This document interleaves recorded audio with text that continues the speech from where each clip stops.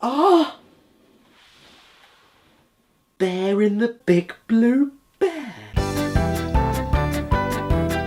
Well, to start with, I can make Bear sound really angry by pressing the repeat button over and over again on his introduction. What do you want? What do you want? What do you want? And this game's story in the adventure mode is that it's Ojo's birthday, another character in the show that is also titled Bear in the Big Blue Bear. And we need to guide her around the house and complete many easy mini-games in order to reward Ojo with her presents. And I've got to be honest, this is not actually too bad considering it is a game for babies. It's definitely the best game so far anyway. The production value is nice, it's not insulting or patronizing, it controls well when it needs to, all the minigames feel totally different, and this one actually required me to think. It has decent music, a calm and welcoming atmosphere. In fact, the worst aspect of the game to me is the way Bear looks himself. After we explore the entire house and beat every minigame available, we even get a final jigsaw puzzle minigame before the birthday celebration ending screen. And sure, the whole thing took me only 25 minutes to complete, but who cares? This was kinda cute, and I can appreciate what it set out to do because it did it really well. And now, I'm going to be very immature. You've won a Yeah, I did. Behind every little fish is a great white lie. What? You mean like this game being a 7 out of 10? The disc boots up and we get to see a pus spot with legs pulling on a chain, and looking at it makes me feel sore and itchy. I've got a spottum on my bottom. The first screen has this, and this on it, so we're off to a great start. But I mean, at least the main menu screen looks pretty cool. It looks all underwatery and like a big bumpy and bubbly. I also really like the transition screens between all the different levels. This looks really cool. I just wish I didn't get to see this shark's gums. I feel very uncomfortable. There is such a thing as too much gum, and that is it. The first mission of the game is essentially a glorified QuickTime event. You see an arrow and move towards it. Nothing more to it. So we dodged the shark for a while, unable to decide which fish I'm supposed to be scared of, and then we did it. I guess that was the end of that. Turns out we were only dreaming though, big shock, and so we're treated to a cutscene with plenty of full screen shots of the fish faces, which is closer than anyone should ever be. So Will Smith fish over here, who's not voiced by Will Smith in the game, is late on his rent again, so unfortunately we're now being repossessed, which can only mean one thing: another minigame. Luckily it isn't another QuickTime event, but it isn't exactly thrilling. You spin in circles around your belongings thrown out of the window to catch them while listening to Ziggy Marley. Because every little thing it's gonna be alright when you're being evicted. I'm not sure what's more sad though, the fact that we're now technically homeless, or that somebody opened a shop that's very nearly Wang's Delicious. Oh, finally, 3 levels in and we can finally explore the ocean, which is exactly what the back of the box told me I could do. Let's go, fishy wishy! Okay, we can't.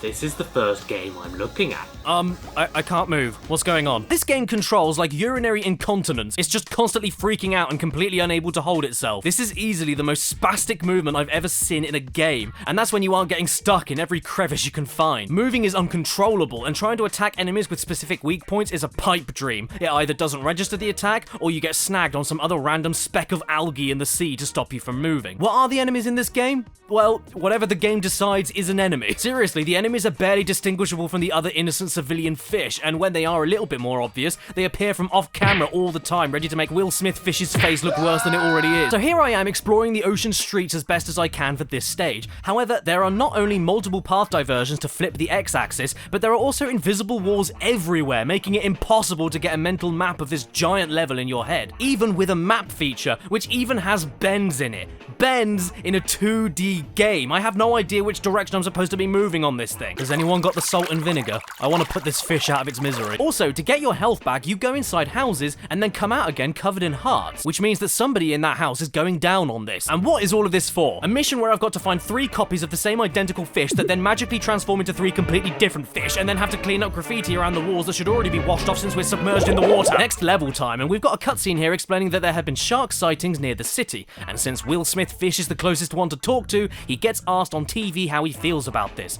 which logically leads to a Dance Dance Revolution minigame featuring this face laughing at you. I mean, this is just sad, isn't it? Was it kids game lore back in the day for every game to have at least one terrible and delayed rhythm game? At least he's happy with the mess he's made. After this is another game basically exactly the same as the intro missions, but you're going away from the screen instead of towards it, and this is followed by the worst stealth mission I have ever played, because you can go as fast as you want and alert as many guards as you want, as long as you hide immediately afterwards, wait for about 2 seconds, and then speed off again right into the front of everyone's vision. The entire level lasts for just over 30 seconds. I'm not kidding. Shark Tale is a classic example of throwing everything at the wall and nothing sticking. It's a kid's game, so you gotta give them the variety or they'll get bored too quickly, but I don't care about that. I'd rather have one gameplay style done right, thanks. And all of these issues wouldn't be so bad.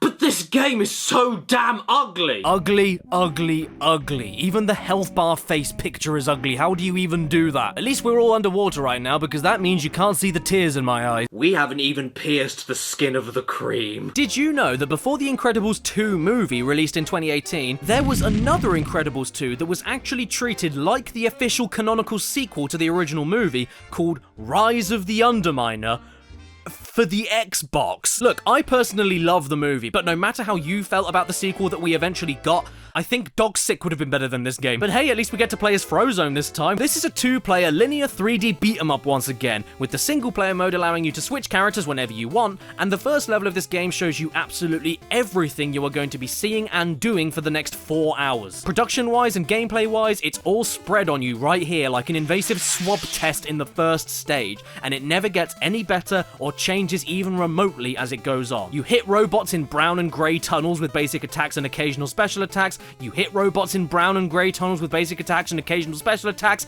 and you hit robots in brown and grey tunnels with basic attacks and occasional special attacks. Sorry to be redundant just to make a point, but this game doesn't seem to have a point, so I'm making up any point that I can. Just look at this. This is level 1, and the most impressive the visuals get. You know what I'm gonna do?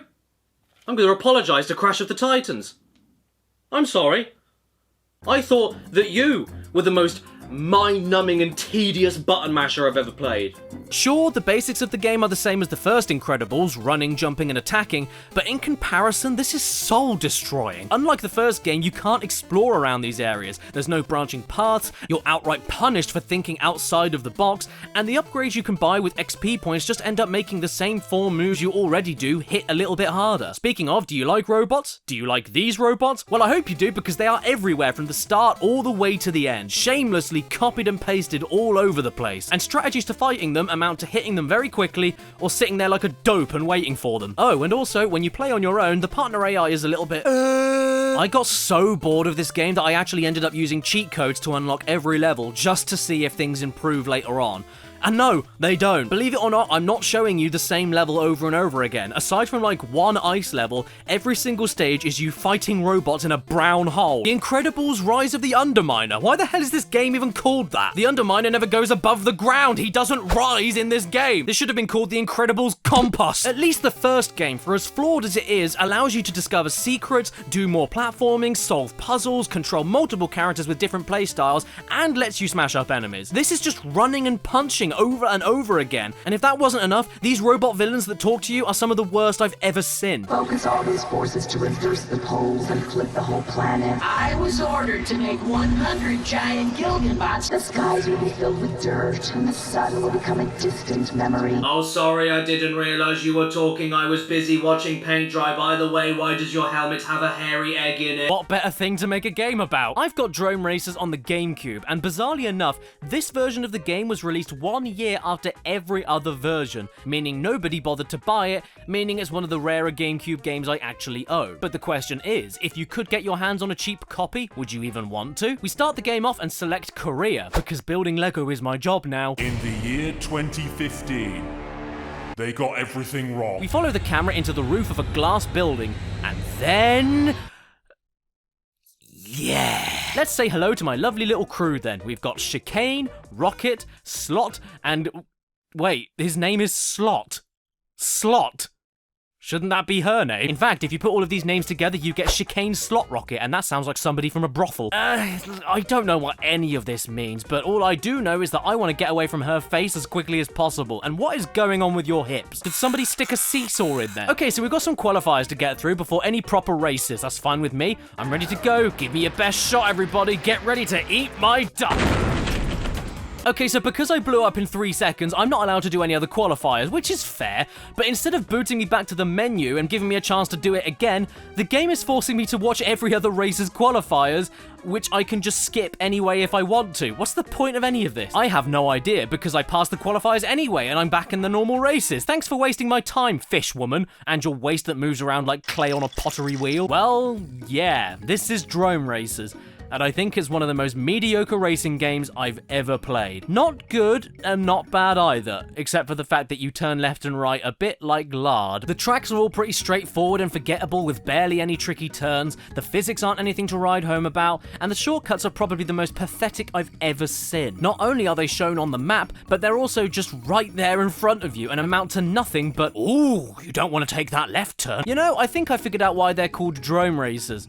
Because these races drone on and on and on and on. I mean, when you select a race, look at the level of anticipation and excitement dripping from you and your friends around you. This is what the whole game feels like, an uninterested garage. The most exciting thing that happened to me in the whole game was here when I got briefly pulled back by a gust of wind, then I carried on. Not to mention, there's barely anything Lego about anything that you're seeing here, aside from these power-up bricks that rebuild your shields during the race, and a car building feature which I never unlocked, which is downright cruel for a Lego game to lock out at the start. Okay, fair enough. I suppose this guy's face looks like it was made out of Lego, but that's beside the point. For a Lego branded game, you'd never guess that was the case at first glance. This is soulless. There's no personality here, no energy, no eye-catching visuals, no unique features, no memorable tracks, no cheesy cutscenes. It's Lego races for the clinically depressed. There isn't even any mentally deranged music. And once you finish some of the most tedious races of all time, you go back to your team hoping they'd be happy to see you,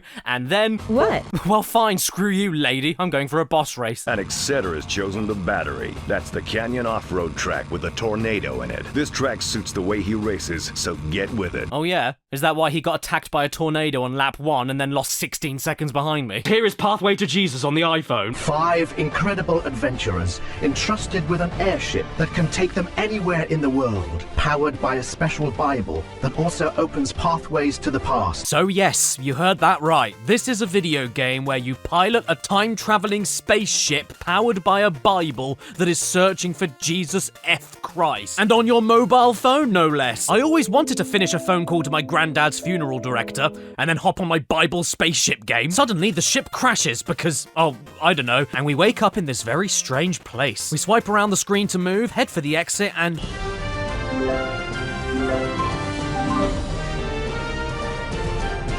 It's too hard. This is an extremely basic pushing puzzle game, and I mean extremely basic. This has solely been designed for the kiddywinks so they can easily get their daily dose of the man in the bathrobe. To be fair though, it isn't awful, it looks fine enough and it has decent production values, but what are we doing all of this for? I know where and when we are. This is Bethlehem, on the night Jesus was born. Wait, how did we time travel to the birth of Jesus?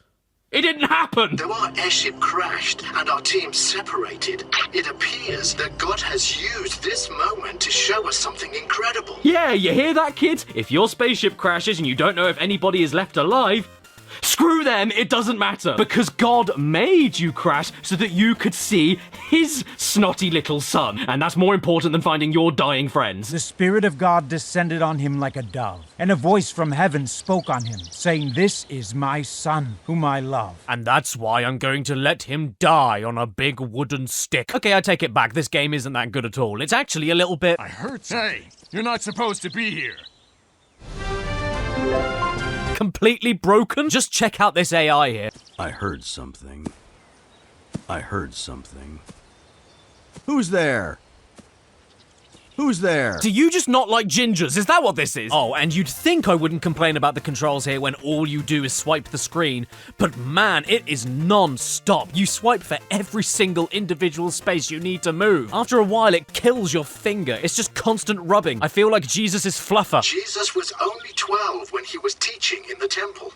Wow, kids really can do amazing things. Yeah, kids, I know you don't want to tidy your room or wash a plate, but feel free to teach Christianity. You don't even need to do your homework, it's fine. God can work any problem for good. I have the hope that he will do just that in this situation. Sweet, he'll finish the game for me then. And I think he might actually have to because I can't go any further. I distract this guy with the only rock available, which means I have no more rocks to distract this guy, and I physically can't continue. Hey, what do I do? Where do I go? A few of these PS1 Disney games have surprised me, such as Donald Duck's Quack Attack. It's a fun enough platforming game where you control Ronald Ruckus as you run and jump through tricky levels, collect milkshakes to make Donald piss himself, and who can forget the Jungle Book Groove Party? I did. It's Dance Dance Revolution, but you get to play as Baloo the Bear. And Lou Bega is in it. looking like he wants to traffic me. But with the good mostly came the bad, leading to forgotten messes such as Tarzan, a platformer where you play as a noseless butternut squash having a dance with a killer leopard, and every jump and attack is delayed. You have a knife that is absolutely useless against anything except for other humans because this game is rated for 3 to 10 fatal stabbings. And whenever you press circle, Tarzan has post-traumatic flashbacks to his days in the Korean War. Play with the Teletubbies. Recommended for age 2 and over. Would 1-year-olds find this too much?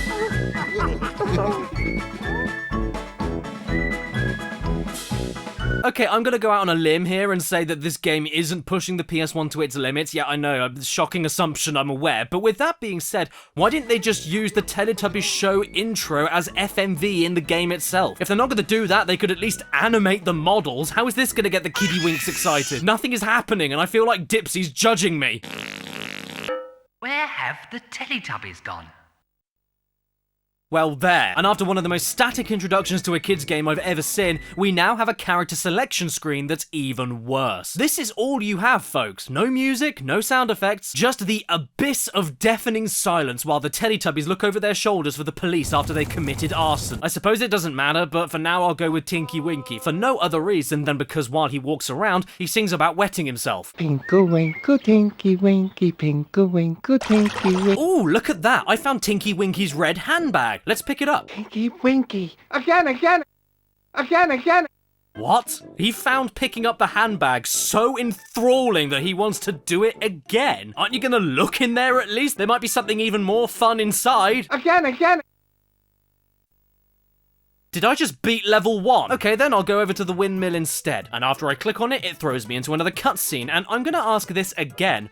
Why, when there's so little on this disc to begin with, don't they just use clips from the show whenever there's a cutscene that copies exactly a part of the show? It would look so much better than this. I don't want to see the Teletubbies twitching on the floor after being beaten up and mugged. Oh, okay, so they can use FMV. They just chose not to for whenever the Teletubbies are on screen. You know, the things that the game is about. You know, if I buy a game called Play with the Teletubbies, I expect a game where I, play with the Teletubbies. If I were a toddler that was a fan of the Teletubbies, why would I bother playing this game where all I can do is watch badly redone scenes of the show with fat and ugly models, when I can just watch the show itself on VHS? Equally, if I wanted to watch random people I don't care about engage in illegal dogfights in the woods, I'd just watch that instead. When did this game come out? 1999. Well, if that's the case, then the best thing about this painful FMV sequence is that all of these dogs are definitely dead now.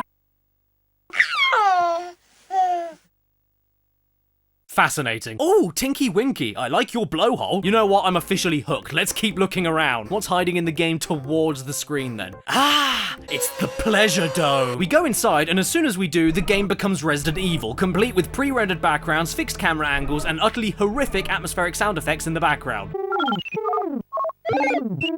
I don't know what to do though, so let's click on this thing. It was time for Tubby Toast. Oh, hello there. Man, why do we have a narrator all of a sudden? The Tubby Toast Maker takes us to a mini-game where we can, what else, make Tubby Toast, then sit down and eat it. And all the while, the vacuum cleaner with eyes stares at you while you eat. Don't you hate it when they do that? Oh, and you can make Tinky Winky cough over and over again like he's dying from the plague. Inside the dome, you can also make a bowl of tubby custard, except you can't, because this simpleton decides to turn on the machine without putting a bowl underneath it first, so it ends up going all over the floor. And instead of cleaning it up himself, the crazy bastard decides to sneak away from the crime scene, leaving footprints of blood in his wake. Oh well, at least Nunu loves a bit of blood. Again. How about no? How about Toy Story Racer? Another great PS1 game and one of the most underrated kart races of all time, if you ask me. With some of the smartest and most unique track designs ever, mixing with bouncy controls that feel exactly like you're messing around with an RC car. The exact same things can be said about Kinect Sports too, even though it doesn't look like anyone on the cover wants to be there.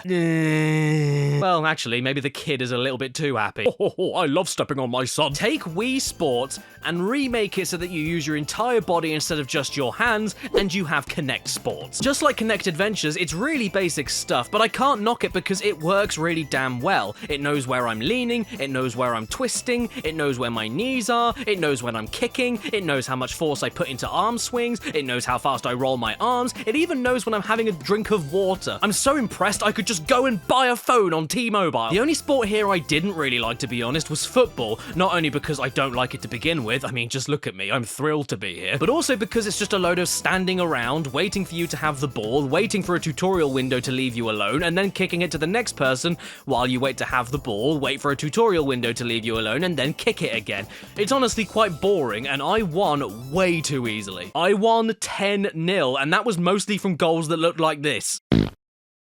Go! One thing I did notice while playing both of these games, though, was something very cool about the Kinect camera itself. I've never seen this happen on any other Kinect game before, but I think the reason these two games work so well is because it actually tracks your movement as you run, duck, and jump in order to get the best accuracy possible. They clearly knew what they were doing here, and I can respect that for launch titles, but I still wouldn't recommend actually buying either of them. They're too rudimentary and wear out their welcome in a few minutes. And I mean, if you really desperately want a game where you fix leaks quickly, either have a baby or work in an old people's home. Then there's Aladdin in Nazira's Revenge. Who's Nazira?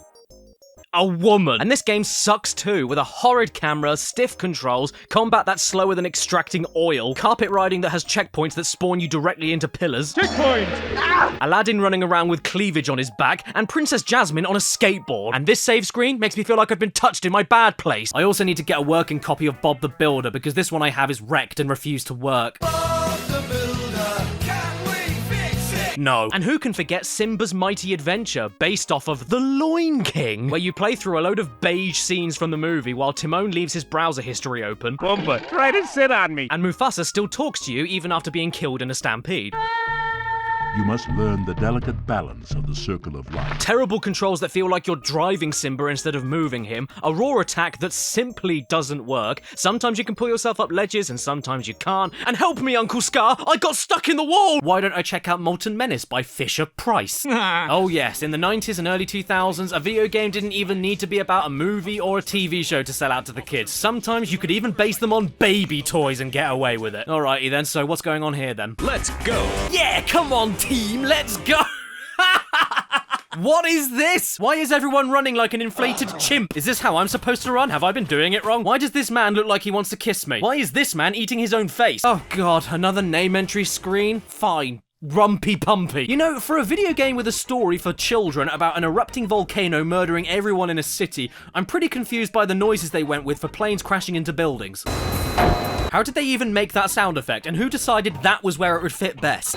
So all you do in this game is move around a city to rescue people and animals. You do this by grabbing them with a claw machine, or by just being near them. That's it, that's the whole game. What, you were expecting more? Power-ups? Enemies? Jumping? No! It doesn't matter if you're in the air or on the ground, you are doing the same thing with more or less the same controls, and there's nothing else you can say about it. It's bland, it's repetitive, the back of the box states that it builds problem-solving and thinking skills, but I've got to vehemently disagree with that. Oh, that's a nice word.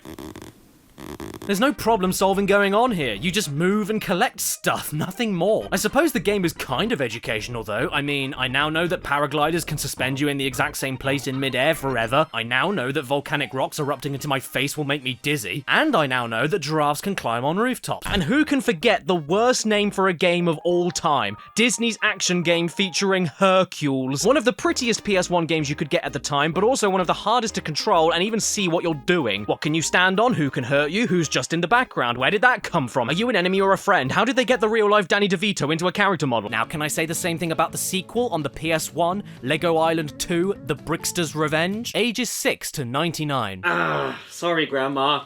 We start the game off and we're given a loading disc that's also a pizza. Oh boy, look at this. We are in for a pricky treat here, aren't we? These are easily the laziest cutscenes I've ever seen. It's just two images flipping back and forth between this guy, the infomaniac, and everyone's favorite dude with the food who has only seemed to deliver pizzas in the 23 years he's existed, Pepperoni. Oh no! Is he bleeding? Our first task of the game is to deliver pizzas across the whole island in exchange for Lego bricks to build a house. Shh, don't tell them that's an awful deal. I'm ripping these suckers off. And what an intro to the residents this mission is, because I don't think I've ever seen such an undeserving bunch of creeps in my life.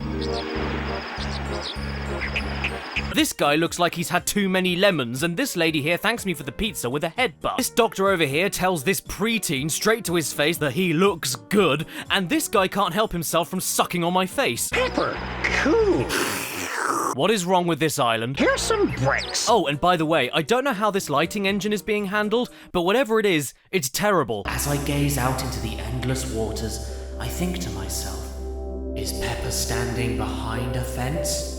Or is Pepper actually the fence? This place is downright unhinged. I gave this dude a delicious pizza earlier, and then I later find him squatting outside a stranger's house eating the floor. But all of these slightly demented moments in this game aren't enough of a distraction from how dull it is. I've been running around the island for about 20 minutes so far with no clue where I'm going, where to deliver pizzas, or where to find my remaining house bricks. The screen size is way too small for the scale of this island. There's no map feature at all, and by complete accident, I ended up talking to a local twice in a row, with the second conversation ending with the guy pointing in the completely wrong direction to where I was standing. Funnily enough though, I thought this was a bug or something until I unintentionally figured out that every character does this, and it turns out that they're actually just pointing towards where my next objective is. Can't you just point at the same time? I mean, that's all your bloody arms can do, Lego. But do you know what else this means? It means that out of everybody on this entire island, the only person that has absolutely no sodding clue what's going on is your main character, Pepperoni.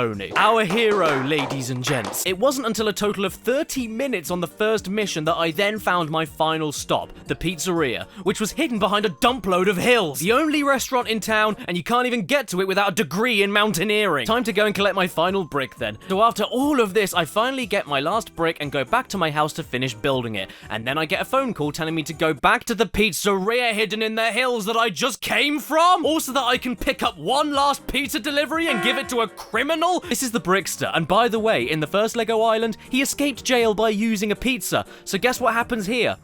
He escapes jail by using a pizza. Even worse, everybody just watches him leave, including the police. Hey! Yeah, Pepper, you tell him. After escaping, the Brickster then heads to the center of information, intelligence, and life itself on the entire island, and just strolls inside to steal a book that allows him to summon anything out of thin air. Lego Island doesn't deserve to be saved. Throughout this entire process, nobody chases him, nobody stops him, nobody even shouts at him, and in fact, after he's got total control, they end up having a nice long chat while he's standing on a roof. It's all up to Pepper to catch the Brickster and save the day. You know, not these guys. Pepper, what are you doing?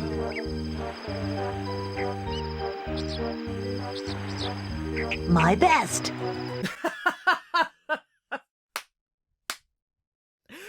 He hasn't even got a body! So now the island has been taken over by the evil Brickster bots, and I've got to be honest, they do sound pretty scary. What are they gonna do to us? How are we gonna catch them? Once again, we're thrown into a mission where we've got to search around this unnecessarily large island with nothing else going on except for finding a load of colored Brickster bots to capture, which you can never find because they move around all the time, and the draw distance is so pitiful, you'll never figure out which direction you should be going in order to figure out where they ran off to. And once more, if you're totally lost, you can just ask any other resident on this godforsaken rock to point you in the right direction, meaning that even with the location of criminals, everybody knows what's going on aside from Pepper.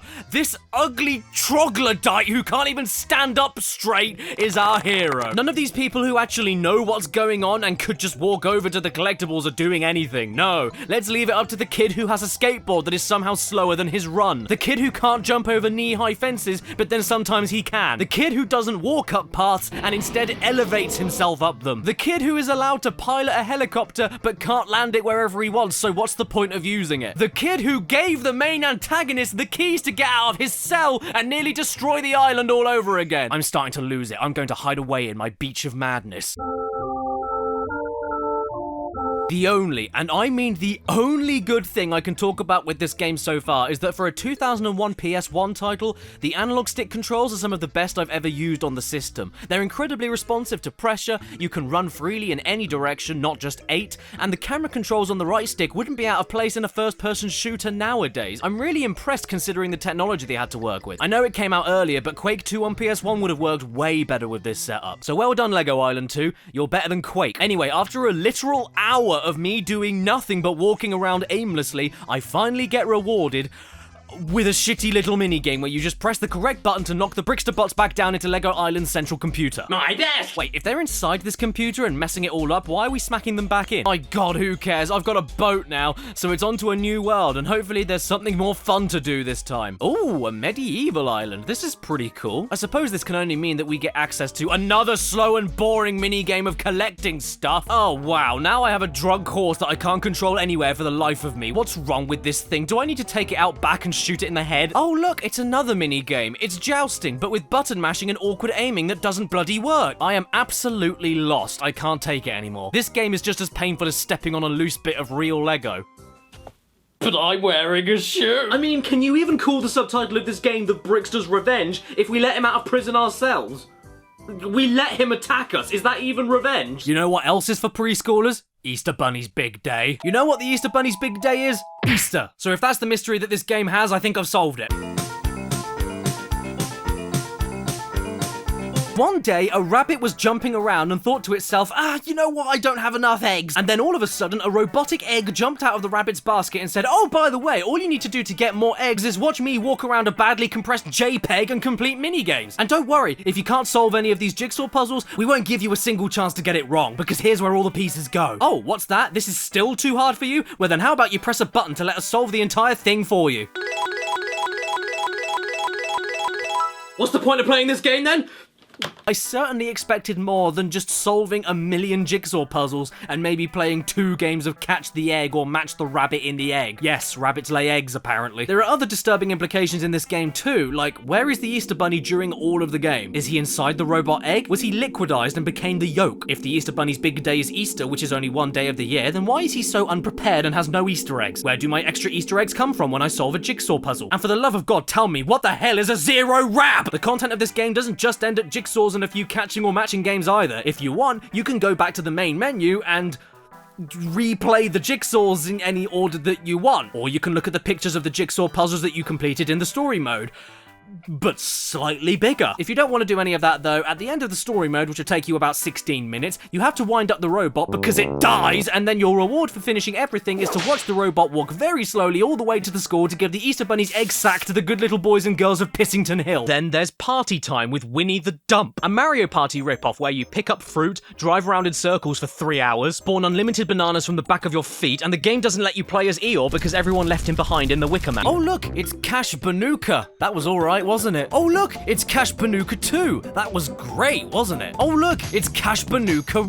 Wrapped. Oh look, it's Cash Teat Rabies. But no matter how much people loved Crash 1, when Crash 2 came out and refined and improved basically everything, it was clear where the original should have been from the very beginning, and it looks kind of bad now. Because at the time, nobody knew any better. This type of game was a new thing in 1996, so people didn't 100% know how good this new gaming formula could possibly get until they experienced it for themselves. I mean, Jesus, people played Pong in 1972 and they thought that video games had peaked. That's it, guys, we're not getting any better than this. Pack up and go home. Wait, it's in colour now! And nowadays, we all know the original Crash trilogy is classic because they remade them and they still hold up brilliantly today. The same can even be said about Crash's first attempt of a kart racer. Fantastic then, and fantastic as a remake even now.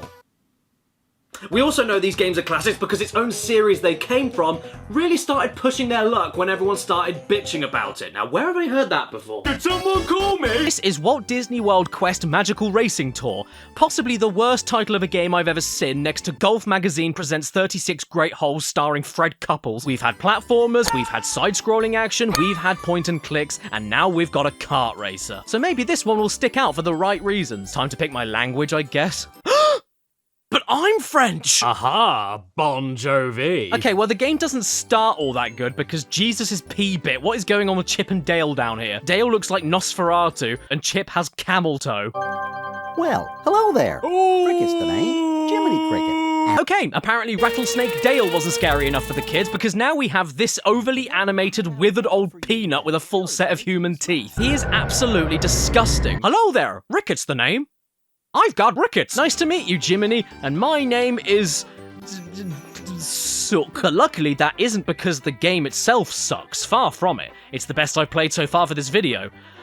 Well, most of the time. It's got everything you need for a kart racer. You've got power-ups, drifting with drift boosting, but specifically for hairpin turns. You can tap jump to make sudden sharp turns over and over again to keep your speed up. There's loads of shortcuts and alternate routes, and there's even some shortcuts that can only be activated once per lap by you needing to drive through all of these loops here and then aiming your car in the right place. Even the entire idea of the game itself is great. Its pre-title is Walt Disney World Quest for a reason, because all of the racetracks are based off of Disney World rides and attractions, with the races themselves throwing tons of nods and references to what you see in the parks and rides themselves. Pirates of the Caribbean, Space Mountain, Rock and Roller Coaster, Thunder Mountain, Haunted Mansion, most of the big ones are all here, and it's really cool to race through them. Then to make it even better, after you've picked your Disney reject that nobody remembers like Otto Plugnut or Oliver Chickley III, every racetrack actually changes the vehicle you're driving to match the theme of the track that you're on. Whether you're using a train in Thunder Mountain or a rocket ship in Space Mountain, it's details like that I have a right fit over. And they even use some of the classic Disney World background music for some of these racetracks. Bring those, come out to socialize. Yo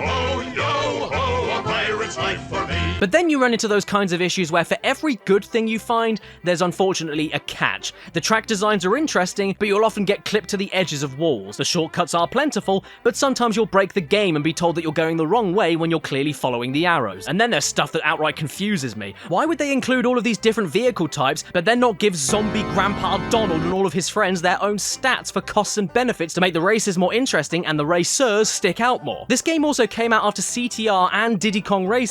Would it have killed them to have a drive around hub world where you actually go and explore Disney World itself? And what about the slowdown? Biggest problem with this game though is that it's just not that special. It's functional, I like the tracks, but there's really not that much I can say about it. It's as standard as a kiddie kart racer goes. Not much depth to it whatsoever. Lego Rock Raiders, another PS1 game, and one that I haven't played until this video. Kids tested, kids approved. Yeah, well, kids also like shitting their pants, so that doesn't mean anything. Oh, interesting. We get to pick a mission here. Let's see. Awesome. But the story of Rock Raiders is that you are a rescue team that raids rocks, I suppose, and one day, unfortunately, the teapot pad lies on the other side of an underground river, so off we go to save the miserable brown day. I was taken aback by this mission select though. You essentially can pick what you want to do in any order you want in order to unlock the final level. It's basically Mega Man, but instead of looking blocky, it is blocky. And here is the game. Okay, what the hell am I supposed to be doing here? You are given no indication on how to play or what's even going on, so all I can do right now is walk around forever, wondering why even though I picked a guy with hair, I'm now all of a sudden bald. So is this a strategy game or something? What's with this unsettling top-down view? Whoa, I can jump! So that must mean that this isn't a strategy game because I can move and jump? What's going on here? Apparently I need to find some rocks to power this thing. Gotcha. Are there any over here? No. Are there any over here? No. Are there any over here?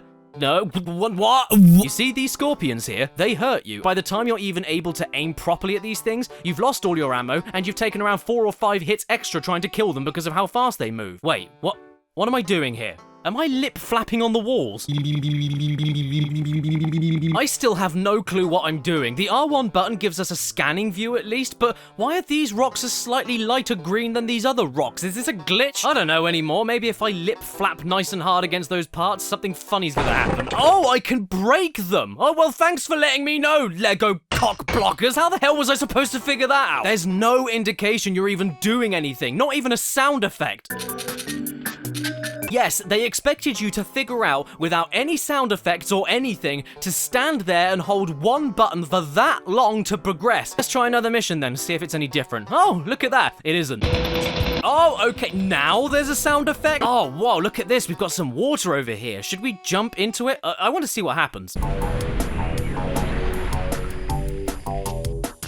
Yeah, next mission. And this mission sees us stuck with a very tight time limit while having to dig through multiple rock walls that all take 15 seconds each to dig through. And most of them don't lead to anything that I actually need, wasting a huge chunk of my minuscule time limit. Mission aborted, yeah? Well, this game will be if it keeps pissing me off! Next mission then, and it's more of exactly the same, except now, after spending 2 minutes standing still and digging, I ended up making a loop back around to the start of the level, which didn't help me at all. I'm sorry, I can't keep going on with this. Lego Rock Raiders is one of the most thoroughly joyless and confusing messes I've ever played. And why do I even need to go out and collect rocks to power this bloody thing? We're underground in a cavern! And now we're onto the Xbox version, clearly and obviously the better game between the two, and the one that I spent the most time on as a young'un. You get to do all the things that superheroes do, like beat up bad guys, roll around in a force-field ball at 1,000,000 miles an hour to knock down guards and solve physics puzzles, turn invisible, try to get sticky bombs off of capes without actually trying to get the sticky bombs off of capes, race the school bus to school in the middle of broad daylight when you're supposed to be hidden under cover, save all of the civilians that look like ducks, and get to the scene of the crime just in time for your chin to save the day. Just like the GBA version, this is a beat-em-up game, but just way more varied, interesting, explorative, and there's more powers to use, more platforming, and I mean,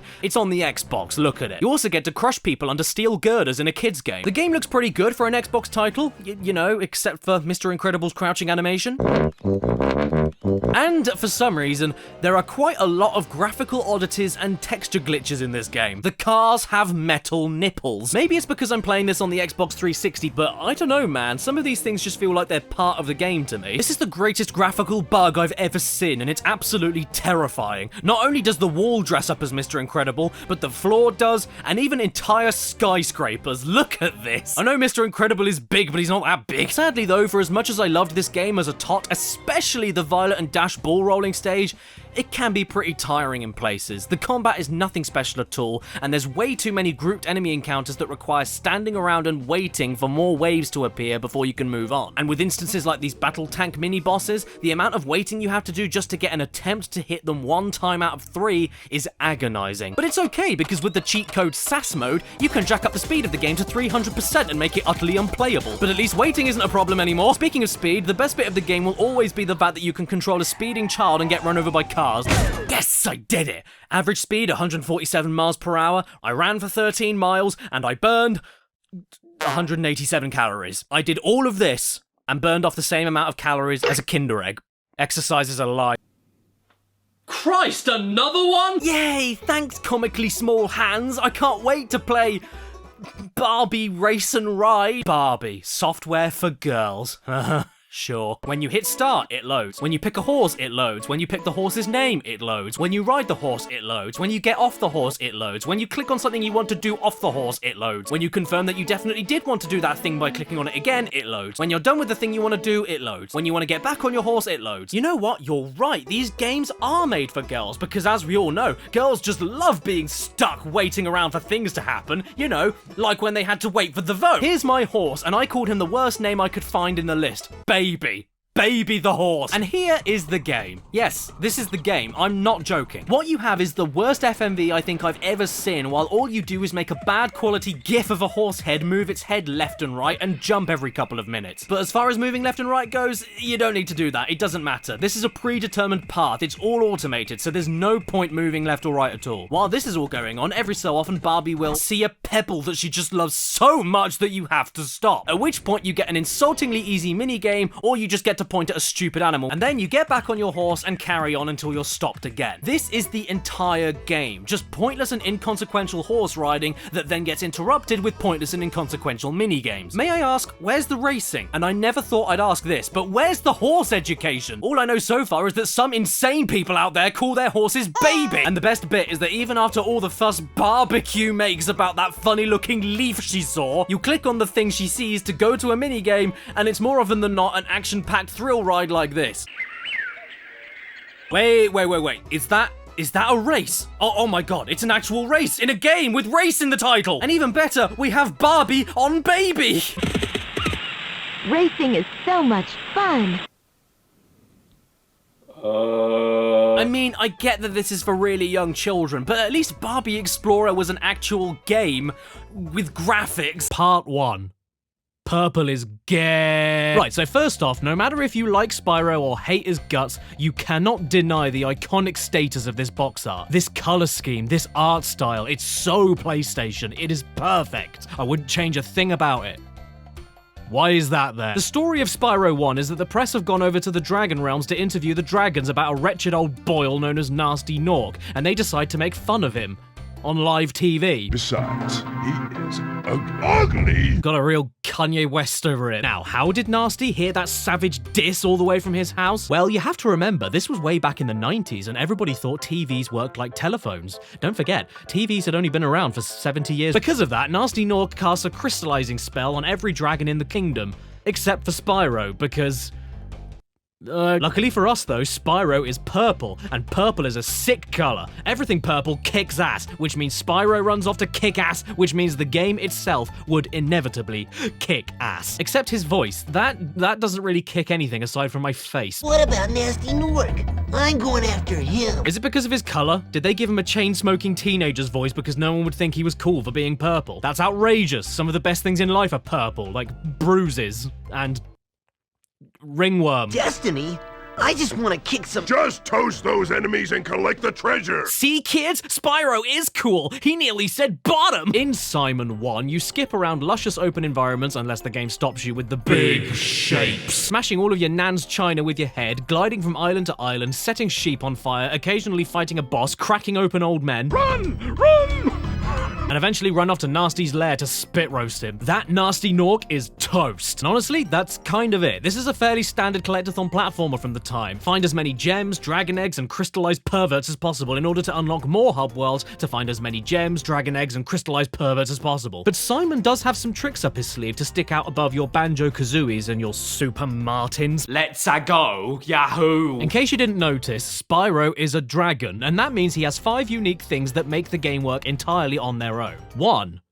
Dangly skin. Simon not only jumps like every other knobhead, but by hitting jump again can use the loose parts of his back to glide long distances. This isn't only an extremely fun and liberating thing to do in every Spyro game, but allows the level design to focus not just on horizontal flat landscapes. Now you can have giant, sprawling, and tall levels based on verticality. You see that glimmering secret pile of treasure far out there? Well, if you get yourself high enough somewhere else in that level, and not from a weed, you may be able to reach it. It's not even a case of you finding the one single place to cross that one single gap, turning the glide function into a situational invisible bridge either. You can glide off of any surface in any direction, which means the designers can hide more secrets in more creative places and gives you a breathtaking sense of freedom and adventure in each level, which can also be tense as hell. Whenever I'm about to make a risky looking glide, I always have this inner fear of, oh my god, I want that stuff over there, but is my glide going to be high enough to reach it? Well, I guess there's only one way to find out, so here I go. But once I'm gone, I'm committed, so I have to be confident. Oh god, I'm not gonna make it. 2.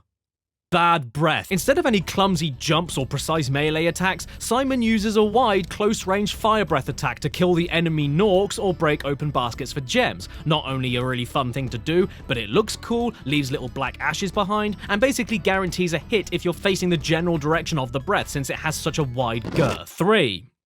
The horn. Simon can use his horns for even more utility than the flame breath. It can break metal vases and baskets, attack basic Norks no problem, and gives you a speed boost which makes basic running around much more thrilling and quick. 4.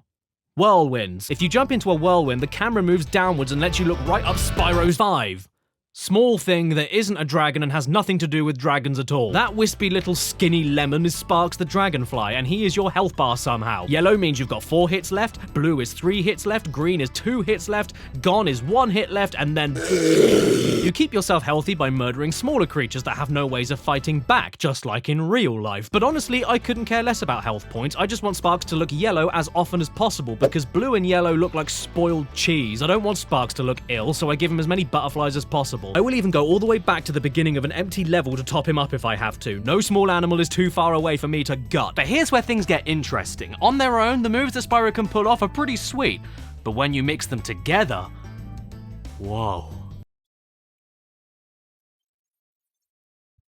You get big enemies that can only be flamed and armored enemies that can only be charged with your horns. Then you get enemies that are too big to charge but also armored from your flame, so a new weakness needs to be discovered. You get collectible dragon eggs that are stolen by thieves that are too quick to be flamed, so need to be charged towards all over the level while they go...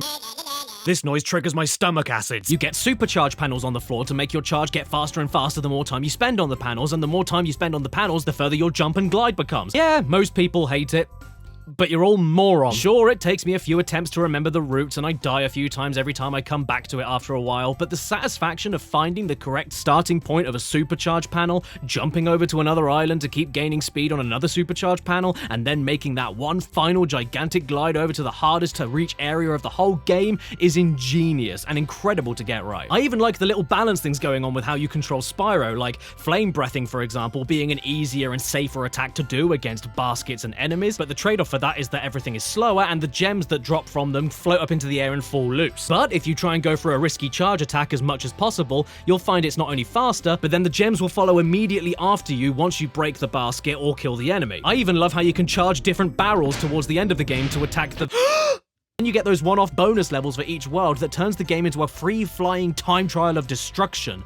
These will be known from now on as speedways. This is the reason people still love the original Spyro PS1 series even until today. It's the fine mix of all of these moves to make the series a blast to play, with a couple of extra references to other games for good measure. I always believed in you, Spyro. You gotta believe. The charm of the world around you is off the charts too, and there's so much detail put into the tiniest things. If you charge into a bull instead of flaming it, it'll get stuck in the ground by its horns. If you move up a steep hill, Simon's walk cycle changes. Set fire to cacti and watch them shake the ashes off. Watch enemies capture smaller creatures and then get too distracted celebrating to attack you. Seriously though, there are Norks everywhere, and nearly every single level gives you a different variant of them, which the game really didn't need to do. There's Norks with swords, Norks with clubs, Norks with flags, Norks with tasers, Norks with guns. Norks with guns. Easy does it, easy does it. Also, I'm British, which means you probably hate me, but it also means that I love saying the word Norks. The hills have Norks, the castles have Norks, the harbours have Norks, the fairies have Norks. You know what's sad as well? In the Reignited Trilogy remake, they got rid of the Norks with guns and replaced them with purple water pistols. Oh, come on now. What? You don't like seeing guns in your video games? What are you, a cuckwoke? And hey, I may really dislike Spyro's voice in this game, but the other dragons you rescue are another thing entirely. Spyro, my friend, how about a hint on gliding? I love all of these guys. They're only ever on screen for like 5 seconds each, but they're the most memorable part of the game for me. Ever since you're a wee puff of smoke, we've known, I forget. They mostly serve as hints and tips when you find them, even though the hints are all horrible. Big enemies like this Gnorc with the club cannot be charged, but a quick flame, that should defeat them. Yes, I already killed that guy to rescue you. What are you talking about? Did you know that you get your longest glides by pressing X at the very top of your jump?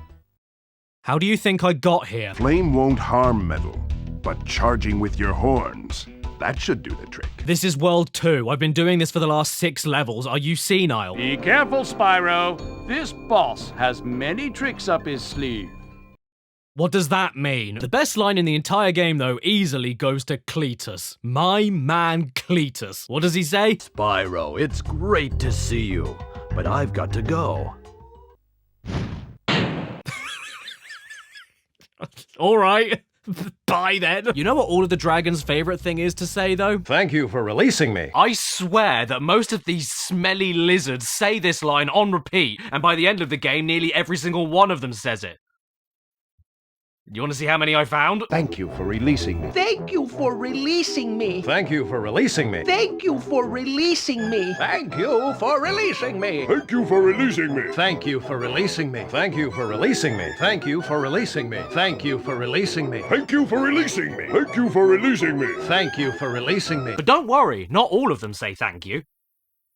Some of them say thanks. Thanks for releasing me. Yeah, despite my accolades, I actually don't think Spyro 1 is that great, mainly because of how primitive and stripped back it feels, especially compared to the sequels, which isn't Spyro 1's fault, but I'm blaming him anyway. You know, it's weird. It always surprises me when I remember that the first Spyro came out in 1998.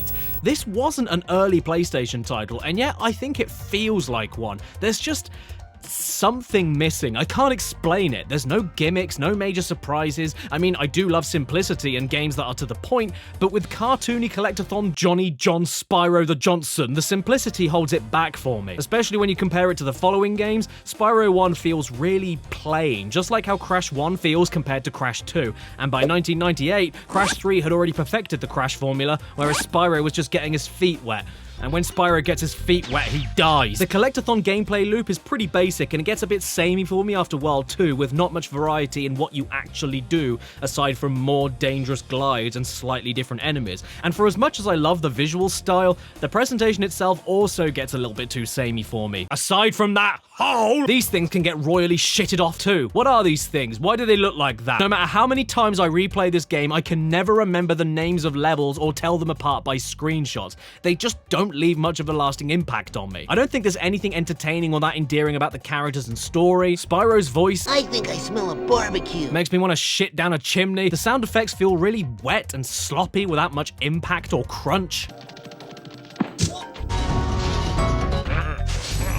The charge controls are pretty damn loose and slippery. Glide can sometimes feel really heavy that doesn't always make its target even when you feel like it should. And then there's all the little things that add up over the course of the game. You hit these and then jump over them to get the gems. Why? It's awkward. If you miss it, you just do it again. These things you breathe fire on over and over again until they pop. Pointless. Then you have the soundtrack, composed by one of my favorite drummers of all time, Stuart Copeland. It's a soundtrack beloved by basically everyone. And I think it's... yeah?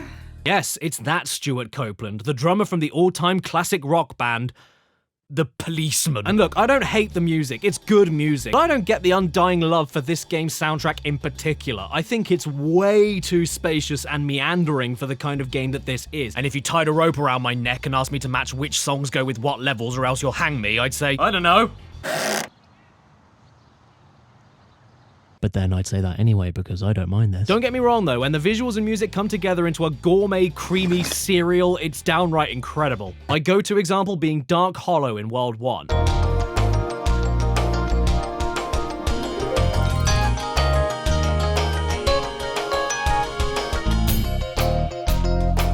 But as a whole, I just don't dig the soundtrack that much. It's well constructed, it's well performed, and there are some great tracks here.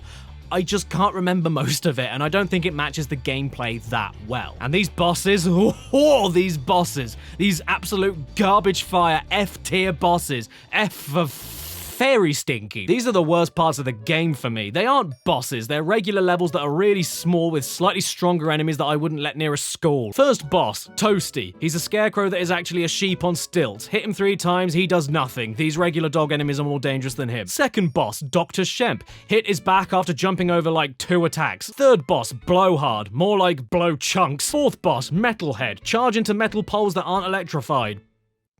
You win. Boss 5, Jacques. Do some platforming and then question why the hell he has a regular French name. Final boss, Nasty Nork, is sadly just as easy to kill as any other regular Nork. You chase him, he does nothing, you win. When the edge of the walkway is more threatening than the final boss, you know you've ballsed it. At least you got a pretty sweet reward for 100%ing the game though. You get access to Nasty's loot. The only actual free-flying level where you just explore everywhere, blow up everything, and steal all of his treasure. Thanks for the stimulus check, Nasty breasts. Then the credits roll. Ah, nostalgia.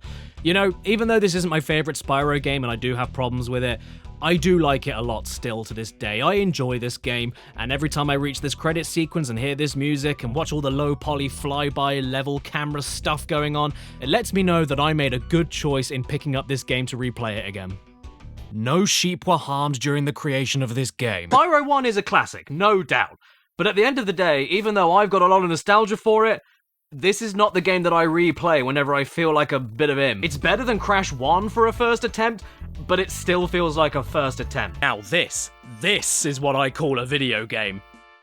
Why is there a hairy circle? My name is, brah. I don't know, what do you want from me? This is a game from the animated storybook series of Disney games. Interactive moving slideshows that retell the Disney movie that you picked and that allows you to mess around with each chapter as you go on with mini-games. The only one of these games that made the leap from PC to PS1 though was Mullen. Watermull. Does that mean that this was the best one and that they needed to put it on as many platforms as possible? I have a pair of leggings. What do you think? To be fair though, this is just exactly the same as the other ones available on the PC. It's a retelling of Disney's Mulan, except you make it move along, choose your own words for the story like summoned, challenged, dared. Play a minigame every so often, and click around on absolutely everything to see what happens. You can slap a skinny man. You can make a cat wet. You can scroll through a few words at 1,000,000 miles an hour. You can dress up Mulan to make her look like a homeless woman in a towel. You can make Mushu laugh. But don't make Mushu laugh. And you can even send off an endless supply of prearranged wives off to a miserable future. Seriously, this never stops. Where are all these women coming from? Family. Family, where you kiss your mum and your dad. But we wish Granny would just die already. Mulan arrived at the army camp. She had trouble fitting in with the other soldiers. Well, I bet they didn't have any trouble fitting in her. I'm busy.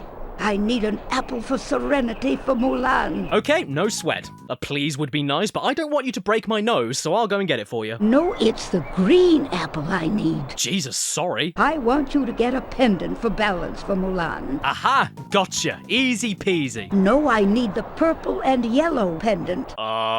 Jade beads, bring them to me after you've found them. Now, scat! Fine, I'm on it. No, Oh, shut up, you smelly old bat! You know I'd be able to do all of this if you told me what you actually wanted first. Don't blame me for guessing, and stop staring at me like a bulldog chewing on a wasp! I need to take a bath and get dressed. So why don't you? Do you need help? The matchmaker awaits you.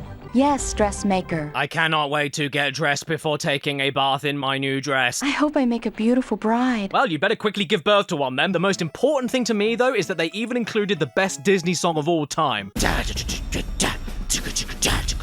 I mean, do you want an animated and interactive storybook of Disney's Mulan? Then play the animated interactive storybook of Disney's Mulan. It does what it says on the tin, so leave me alone. I think I know how to do this now. Yes, so do I. Have a brush. Next up, we have Barbie Explorer. Action as never before. Oh, wow. Does that mean that Barbie might bend her elbows? And would you look at that, she's actually doing more than using her joints. Check out this epic minecart video sequence. This is some dangerous stuff here. Barbie is looking like she's loving it. She looks pretty excited about death. So in this game, Barbie has taken it upon herself to find the missing pieces of a mystic mirror. Why? No clue. I thought she'd be too worried about breaking a nail. But if anything, I'm a little bit confused as to why we're in the middle of a story all about a mystical power that will reawaken and most definitely end humanity if we find all the pieces of an ancient artifact. This is a Barbie game, right? Hang on, sunshine. What do we have here? VR training? What, like in Metal Gear Solid? Watch out, world. Solid Barbara's coming through. Now, in virtual reality, you can do all sorts of things with Barbie, like teleport onto swinging vines, walk like an old lady with rickets, not jump onto climbable walls because God forbid we put any actual fun into our platformer, and then we get absolutely decked in the face by opening doors.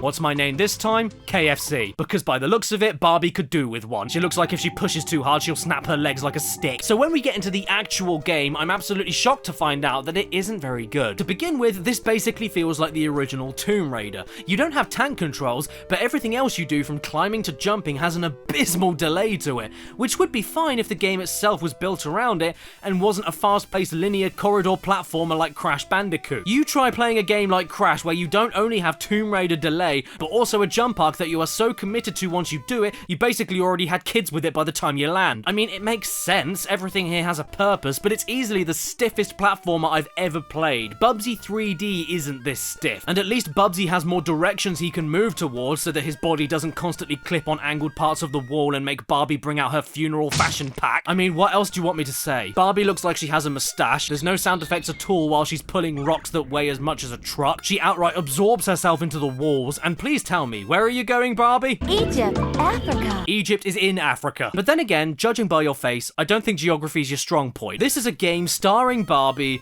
all about Barbie, in an action-adventure game with awful controls. I mean, I really can't go into any more... I'm so sorry, these games are really getting me going. So do you want to know how to ruin somebody's day in 2 steps? It's easy. Step 1, give them Shrek Treasure Hunt on PS1. And step 2, remind them about Blue Waffle. Right off the bat, I'm not exactly a fan of Fiona's face right here. She looks like she just realised who she shares a bed with. Oh, hey, no, get out of there, Tomb Raider. Shrek's got some treasure to find. Okay, so as it turns out, the person I eBayed this game from didn't look after the disc very well. I don't know why. But because of that, all the cutscenes are a little bit... terrible. It's okay though, because we can still get to the menus, and judging by this music... it sounds like we're off to Shrek's funeral. Maybe the intro cutscene won't be as balked as the other ones though. I feel optimistic, so what's the story here?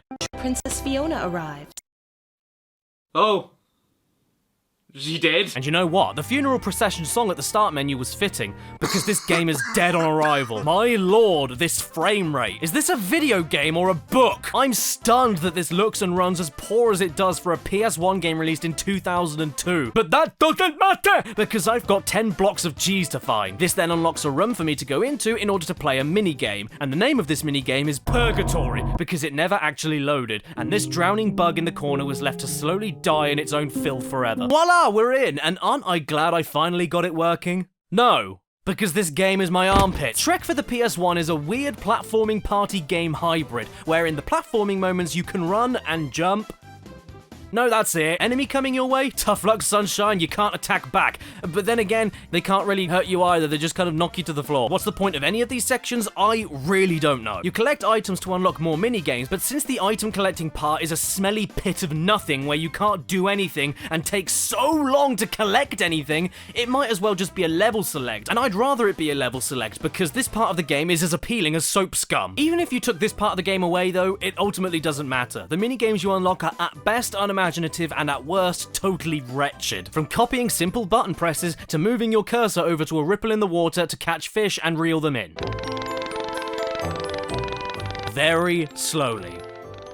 9 times. This is one of the worst games I've ever played, and I'm not even exaggerating. Just to give you an idea how unenjoyable this whole package is, you could spend up to 15 minutes wandering aimlessly around this jittery wasteland with no obstacles to avoid, looking for random items, only to unlock a terrible minigame that lasts all of 20 seconds, and then you're back at the slideshow again. But at least there's a button you can hold to walk, in case the whole thing wasn't moving slowly enough for you! Or you could do exactly the same thing and then be treated to a minigame that lasts yet another 15 minutes. Not because it's deep or fun, but because it just doesn't get to the point. Oh look, Shrek has something to tell me. What's that? Oh great, this frame rate is making me ill. I can't be the only one getting eye ache here, can I? Why did they release this in the state that it's in? Speaking of minors, I'm pretty sure this guy likes them. Yep, we're looking at Peter Pan now, if you couldn't tell, and his very own video game, Adventures in Neverland, starring Peter Pancreas. Now, even though I really do love the movie, Peter himself I've always found to be one of the creepiest and most uncomfortable main characters of all time. He's the boy who never grew up. Yeah, I'm pretty sure that was just the legal defense of Gary Glitter. And this unease extends from the movie to all over this case and the manual inside it. Firstly, it's entirely written in Comic Sans. Secondly, in the list of Peter's friends, he lists himself. And thirdly, this memory card is useful for saving lost boys. Me no likey Pan. Hello everybody, nice to meet you. My name is Gash. There's a huge treasure hidden in Neverland? Yes, Peter, didn't you know? Here's a fun fact for you today. In order to actually start playing this game, you need to sit through the intro company animations, a loading screen, hit start to then enter another loading screen, enter your name, watch a cutscene, enter another loading screen, go to a level select menu, pick your level, and then enter another loading screen. Why is this taking so long? Come on, do something, pedo pan! Oh, okay, I take it back. Now I wish you didn't do anything. This is not a good game, Pete. It's a side-scroller, except you can fly, which sounds great, but in this game, all that means is fill every level with absolutely nothing, because who cares, you'll just fly above it anyway. It's one of the emptiest games I've ever played. What's the point in flying if there's nothing to fly around? At that point, you're just moving a mouse cursor on a black screen. It's the best game ever. There's no platforming, there's too much space in between hazards, it's just a load of nothing. Even the secret areas are just on your way to your next checkpoint. Hey, you wanna know the best place to put a secret area? Right next to another secret area. And the first level loves telling you over and over again, whoops, you can't go there yet. Whoops, you can't go there yet. Whoops, you can't go there. Well, at least that isn't as irritating as the amount of loading screens in this game. There's a loading screen for everything. There's a loading screen when you start a level, a loading screen for beating a level, a loading screen for getting back to the menu. These can all last up to 20 seconds every single time, by the way. And considering most of these stages last no longer than a minute or two, you're spending more time looking at Peter having a wee than actually playing the game he's on the damn cover for. He's the boy who never grew up, when he must have done at some point, because kids don't like sitting around doing nothing for 20 seconds every 1 minute. Here is the combat.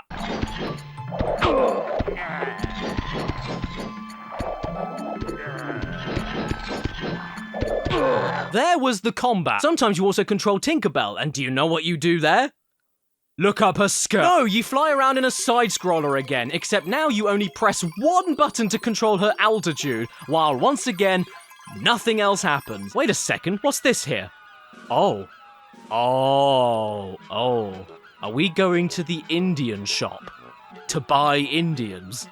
What is this, 1840? This game has made me so upset that I could listen to James Blunt. Yes, we've got another US exclusive, so if we didn't get it over here, we must have been really offended by it. Maybe Peter finally touched them. It's the same game. Are you shitting me? It's the same game. No, it's literally the same exact game. Yes, it's the same game as the one I just played, but from another country. I just wasted my money. I paid import tax on this for a game called Return to Neverland, when in the country the game came from, he never bloody went there in the first place! Before we get into the game, can I just say one thing? I never watched this show, but the movie Buzz Lightyear: A Star Command, as far as a cheap spin-off goes, I really like. It's pretty funny, actually. And appropriately, the video game tie-in is also making me laugh, but not in the right way. We pick our first mission and get treated to a phone call, which I honestly zoned out from because this dude just kept saying the same words over and over again. Getaway spot, getaway spot, getaway spot, getaway spot, getaway spot. I think I'm going to the getaway spot. Oh look, it's a scene from the show. That's pretty cool, at least. Lightyear could handle this one in hypersleep. Ooh, bye. So Star Command on the PS1 is a corridor running and gunning game, and when I say that, I mean that's all you do. You run, jump, and gun, with floaty as heck controls and one of the worst camera systems I've ever seen that can't be controlled. But there are a few other things you can do. You can collect hidden little green men for extra bonuses, you can pick up and collect credits to buy new upgrades and weapons throughout the level, and you can strafe left and right. But what is this? It's good to know that I'm now playing the video game adaptation of Disney on Ice. You've also got to fight bosses and arrest them. But I don't think there's much point arresting a dead body on fire. That's not all though, because what is this? Why, it's a time limit, because this is also a racing game too. Yes, in order to get to the boss of each level, you need to reach its getaway spot before the time runs out, or beat them to the hideout to knock off a portion of their health with this thing that looks like a blue toilet brush. And this is great whenever you find a shortcut portal or jet board, but terrible for looking around for collectibles and grabbing them. Not just the aliens, but the credits too, which you need to grab to buy the weapons you need to even damage the boss in the first place when you get there. And after all of this, the bosses usually amount to...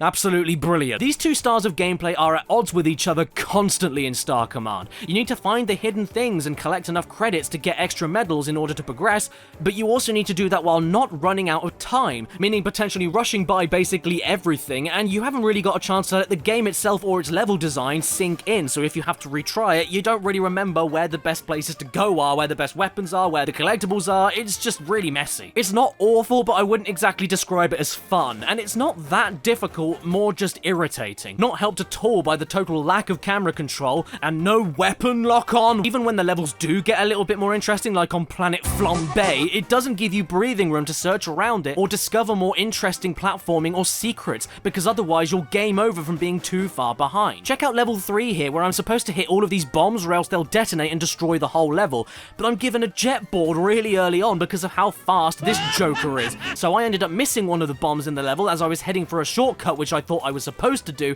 but nah, because I missed that bomb which was on the corner of the screen, game over. All because Star Command can't make up its mind on what kind of game it wants to be. And when I finally did perform everything correct on this level, I accidentally activated a power-up for Booster, who looks like a giant beat, to come down and smash everything, causing the bad guy to get ahead of me, which means that the level itself never pauses, which means if my countdown clock was running, I might have lost the level right there, completely out of my control. Why does Buzz have a gun anyway? He uses a laser in the movie, and he has one on his arm. Where is it here? And why does he sound like Joe Swanson? Stop right there, Creepazoid. They get to play Tweenie's Game Time when they get home. Now indeed, I have talked plenty about PS1 baby games on my channel before. In fact, I used to do it years ago before my channel underwent some changes. I took a look at 321 Smurf, designed for 4-year-olds to be a kid's first ever kart racing game, and it's okay, a few too many Smurfs though. I took a look at the Tweenie's Game Time, one of the ugliest and most insultingly simple games I've ever played that reminded me of a Razorhead. I took a look at Thomas the Tank Engine, a massive activity factory that was surprisingly content-packed and lovingly made when it had no reason to be, all of those creepy faces aside. Only problem is, it was Japanese exclusive, so the fanbase from the country the series was made never got to see it. And of course, there's my personal favourite, Toy Story 2, which is basically if Mario 64 was thrown into the Toy Story universe with ingenious open levels to explore, tight responsive controls, badass power-ups, tricky challenges, amazing music, and a rapid-fire super laser. Also, Buzz looks like a bloody potato. The other 19 games, though, I've never touched before. so let's touch them.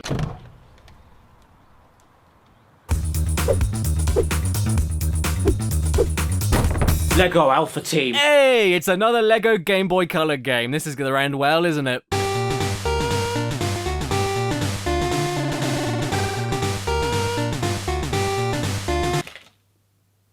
We are Lego secret agents and we need to stop the evil Ogle. Very clever. But even though we are the ultimate alpha bros and alpha broettes, how are we going to stop him? By standing still and doing nothing while God himself picks up and places arrows on the floor for you to follow. If the alpha agents can't carry on walking in a straight line, they give up. No second way about it. There's no other plan here. They just stop walking and let the world get taken over. These are the worst secret agents I think I've ever seen. All you do in this rip-roaring adventure is plot a path and watch someone walk along it. That's it, that's the whole game. Have fun, kids. And just look at how deplorable this secret agent is. Not only does he completely give up at the sight of a wall because he doesn't have an arrow to follow, but even when he wins, he couldn't care less.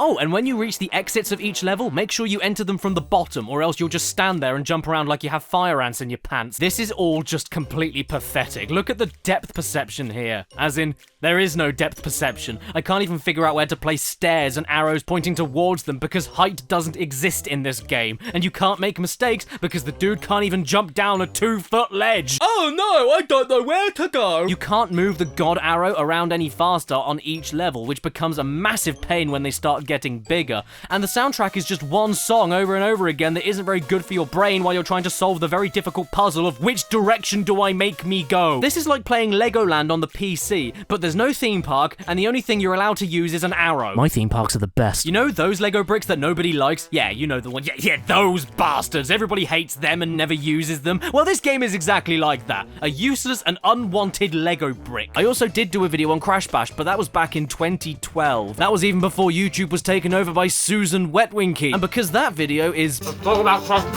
terrible, I figured I'd drop myself into this video nice and gently and revisit Crash Bash to see if it really was the beginning of Crash's downfall after Naughty Dog dropped in to start making games about angry, hairy men. So I guess it's time to conclude this year's Bandicoot month by acknowledging all of Crash's failures and getting them out the way forever so that I never have to mention them again. These games I'll be talking about today have been heavily requested on my channel for years now, so sorry for the wait.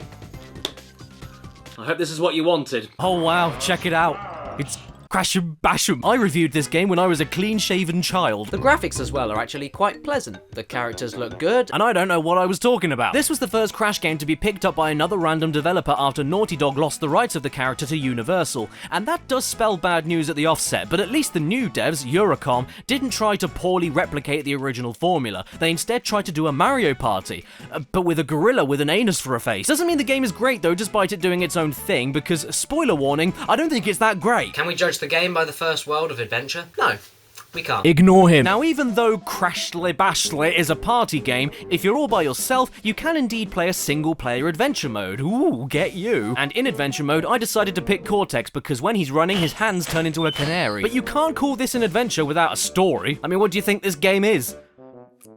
Hiking. So the intro cutscene clues us in on what's going on. In the most basic of terms, Aku Aku and Uka Uka are having an argument, which almost leads to the worst boxing match of all time because none of them have any arms. Prepare to fight. No, Uka Uka. The ancients would not allow it. Ah, do you know what? Aku Aku is right. Yeah, we've never done that before at all. No, we don't fight because the ancients won't let them do it. No, not even once. Don't want to piss off those ancients. You know what's even weirder about this though? The first line spoken in this cutscene is, "How many times must you be told?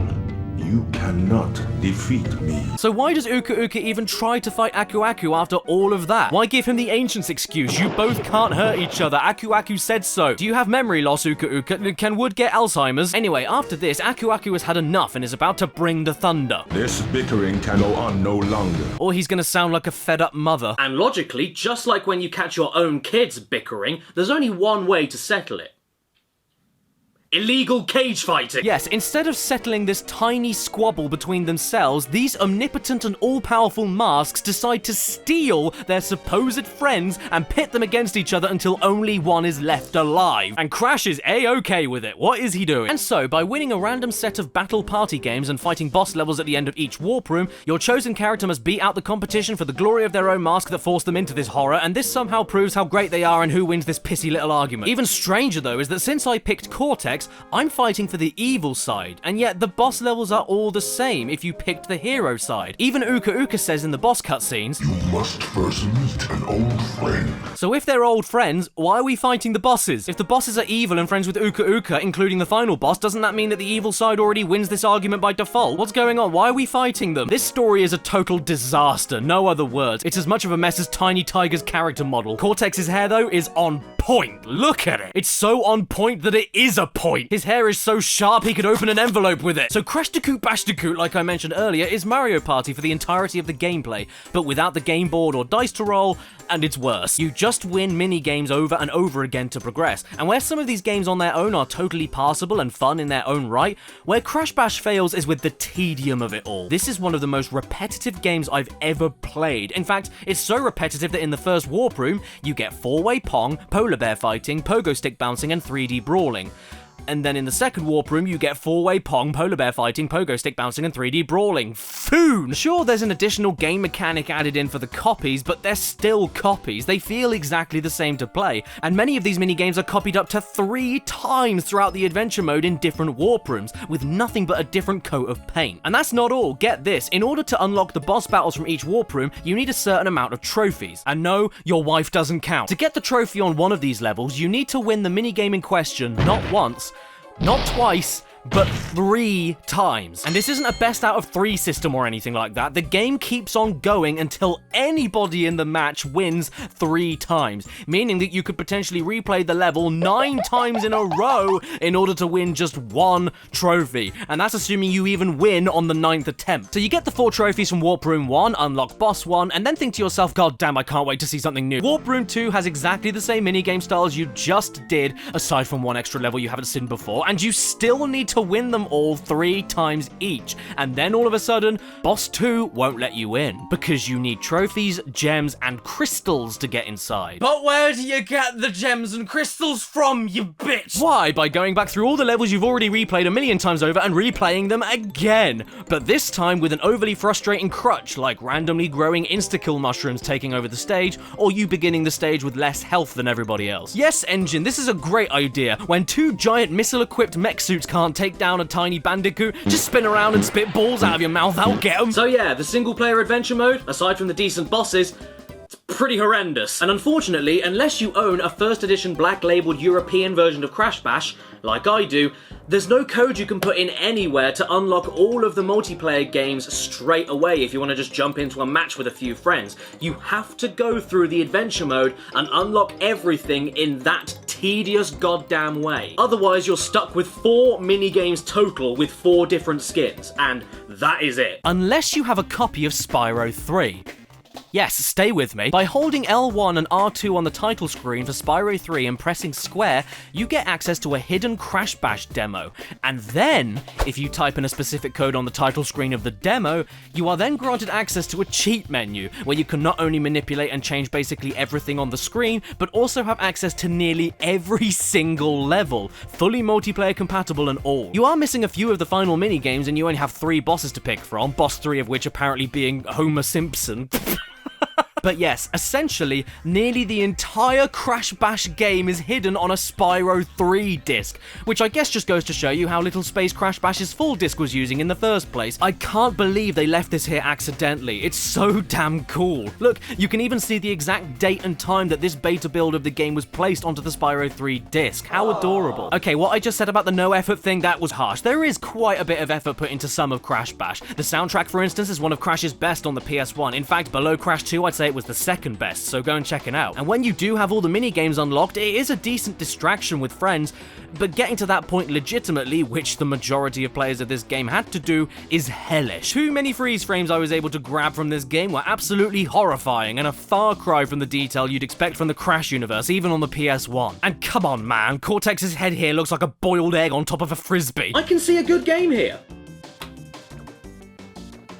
But it's not in there. In the distant past on this channel, I've taken a look at 3 Pixar games, and I thought they were all pretty great. A Bug's Life on PS1, despite what critics that probably don't wash say, I think is a great time. A stage-by-stage collectathon and enemy hunting game with decent visuals, decent controls, and incredible music. Even better, at the end of the game, you get to chase down and stop Kevin Spacey from touching everyone inappropriately. As such, 102 Dalmatians on the PlayStation, because 101 children wasn't enough and they just had to push one more out. And before anything else happens, we need to address the elephant in the room. This is the most revolting thing I've ever seen in my life. Is that Cruella de Vil or Michael Jackson? Now I don't mind too much, because I really like the disc at least. It's really cute. It's almost like I cut off a slice of a cow and stuck it in the PS2. This menu though? No, I don't like this at all. All of these spots forming in the background make me feel like I'm coming down with bronchitis. Hey, Domino, what's this? I found a Skeletor action figure! Ruined! Ah! Oh my good god of grapes! I was wrong, that's not Michael Jackson, it's the Tin Man! Cruella looks absolutely horrendous. Why does she have the head shape of a can of beans? Oh, look, Dipstick. What did you just call me? It's coming on the TV right now. What is? My dipstick? What can we do, darling?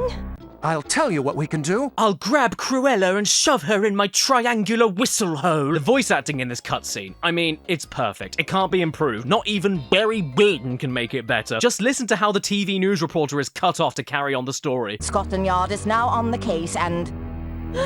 I just can't believe it. I haven't seen a story told this well since the last season of Slot. My favourite bit, though, is right here when Pongo realises that Cruella is stealing puppies again, and there's an amazing dramatic zoom into his wife. It's that horrid Cruella de Vil up to her old tricks. Would you believe that 102 Dalmatians is a Spyro clone? Because it is. Look at it. You run around, jump around, collect items, bark at enemies like breathing fire. It's Spyro. Granted, it's Spyro for 5-year-olds, so it is painfully easy. I mean, just look at these enemies here.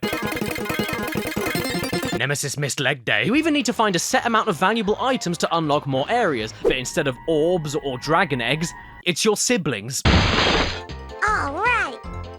You're welcome, prick! This game does have a very special feature in it though, and it's known as the Vom camera, so named because whenever you move, it makes you vom. Not only does it follow every single move you do like a cult, including flying as close behind you as possible whenever you jump or fall, but it also can't be adjusted upwards or downwards, only left and right. So I hope you enjoy Secret Diaries of an Upskirt Dog Photographer, and don't you even dare think about switching puppies. Just look at this. Who thought this was a good idea? It's giving me bile duct leakage. In fact, no. I changed my mind. This is the best idea I've ever seen. I think every single game used to make you throw up on the side of a shop window every time you change your mind. I mean, who needs $400 VR? When you can spend as little as $20 to turn your PS1 from grey to beige with your own mouth. Something here that did make me laugh though is the destruction of these toy enemies. I don't know why, but they make the most violent sound in the whole game, and the toys themselves fire off into the distance like the Hindenburg. I don't know why, it just tickles me. All of a sudden, we're sucked into a giant logo, okay, and then we're greeted with this thing, hate.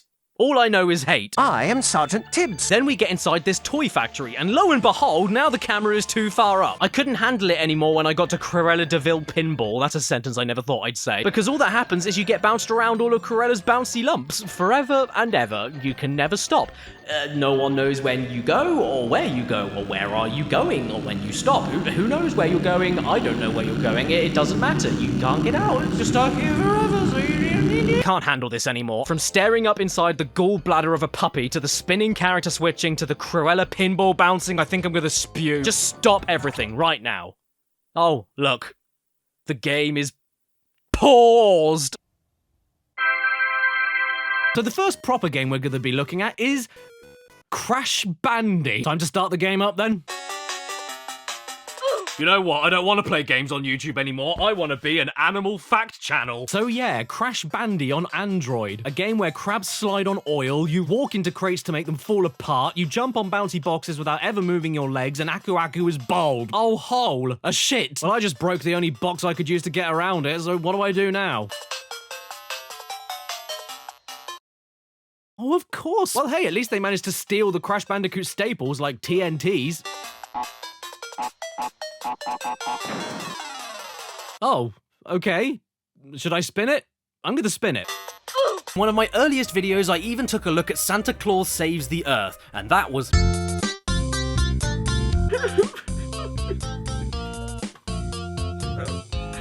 I'm sorry, everyone. I haven't been this emotional since I saw Saving Ryan's Private. All thanks to The Little Mermaid 2. The Little Mermaid 1 was apparently not game-worthy enough, but the second movie was just gagging for it. We're having a bad hair day. If we were, you wouldn't be helping. As you can see from my footage right now, though, this is indeed brand new, still sealed, in the original Sony PlayStation plastic wrap that it came with when it was first on the shelves. This game has not been touched, and it was the most expensive game I bought for this video because of that. And that's fine, all I've got to do is be really careful with it. I don't need to open it or anything. Hell, I can always use an emulator. Intuitive, non-violent gameplay. My favorite. So here we are at the first loading screen, and Sebastian just looks sad and lost. I'm not feeling too confident right now. Flounder, have you seen my aerial? Yeah. I've been washing my spandex with it. Your game would be complete without the pickups. Oh, well done, game. Breaking the fourth wall. Standing ovation. Very subversive. Sebastian has some of my favourite lines in the whole game, though. He's so funny. Like this one. I'm organising de royal gala for your father. Collect de coins for de fun. Did I just commit a hate crime? So the game begins, and this old slag won't let me get past without her bloody comb. Fine, whatever, I've got nothing better to do, I'll look for it myself. And what begins as a simple quest to find a comb for a woman quickly turns into a game of you needing to fix everyone's problems with everything. To start with, you've got to find the comb, but on the way you must fix the orchestra, but in order to do that, you need to find Sebastian first. So you go to the left to see the king after finding the comb at the furthest left point of the level, and he needs to find a gold ring that's gone missing, so you go all the way back to the furthest right end of the level to give the cow her comb back, and then get a key for a chest in the king's room. But if you try exploring further to the right, a palace guard will tell you that no one is able to leave unless the king gets his special sodding ring back, which means going all the way back to the furthest left point of the level to open the chest and get a magic bag, which for some reason triggers Sebastian to appear on the right-hand side of the level and fix the orchestra, where we find the king's ring stuck inside a tuba, meaning going back to the left of the level to give it back to him so we can swim all the way back to the furthest right end of the level in order to get past the guard. Why am I fixing all of your problems? Leave me alone! I'm a pretty mermaid, not a prime minister! And I'd love to say that the rest of the game improves after that obvious railroaded tutorial, but oh man, it doesn't. Are you sure that non-violent gameplay was a good idea? In every single stage, you swim around boring and tiny levels, barely able to move anywhere, even when you should be able to, and you just find random shit lying on the floor that you collect, and then use immediately on other shit that's right next to where the original shit was laying. And don't forget about the hidden items, even though they're not that hidden at all because they're usually in the same path as just making it to the end of the level. Look at this stuff. Isn't it neat?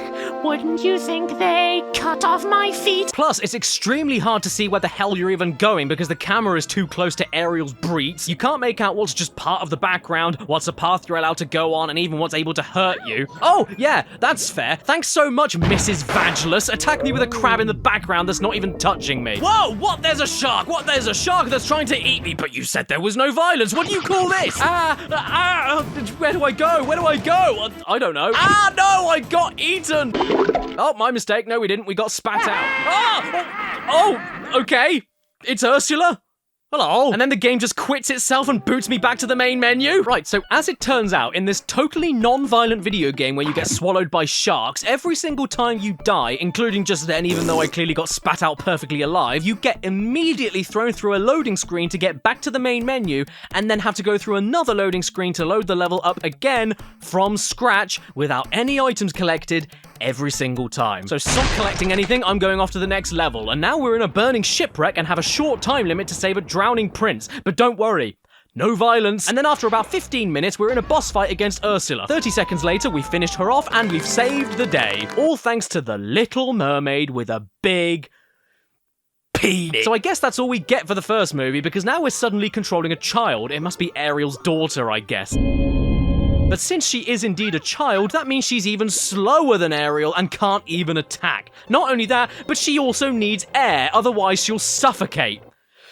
No violence. In fact, why can't you breathe underwater? You're the daughter of a mermaid. Have you got the lungs of Wheezy? 5 seconds later, we die, and then my great aunt pops up, and then we're back at the main menu all over again. No thanks. Now This is where shit starts getting good. Yes, you lads, it's Spyro 2. He's back, and I'm back. Look alive, everyone. It's Simon 2, Ripped My Ropes. Or as I personally know it, Simon 2, Great. A garden. To be honest, I prefer the European name of Gateway to Glimmer against Ripto's Rage, but I will admit it is strange. Glimmer is just the first level of the game. You're never looking for a gateway to it. That'd be like if this was called Crash Bandicoot sand. Straight away, we've got much better cutscenes with actual story in them, and boom, bang, bing, we've got new characters who are better than anything we saw in Spyro 1. You've got the Professor, who's a bastard mole, got Alora, who's a fawn, you dork, and Hunter the Cheetah, who always looks like he wipes with his fingers. Even Simon's voice is improved. Is this rain ever gonna stop? I've forgotten what the sun looks like. If you don't know, that is the voice of Tom Kenny, and if you don't know who that is, I'll give you a hint. Now they've set up force fields to separate us. If you can find diodes, you can use them to turn off the force fields. One thing though, why, only in the cutscenes, does it sound like the voice actors are spitting into the mics? That's exactly the point. A dragon is our only chance of stopping Ripto. Oh, there's also the new baddie, Ripto, who is very small and angry, and that's basically all there is to him. I never really understood the love for him as a villain, I'm sorry. And these three bozos accidentally summoned him to their world, so intercepted Spyro on the way to his holiday. Oh, sorry. Vacation. Yeah, your best friends in this game kidnap you and hold your holiday hostage until you fix their big messy. Thanks so much, you woman.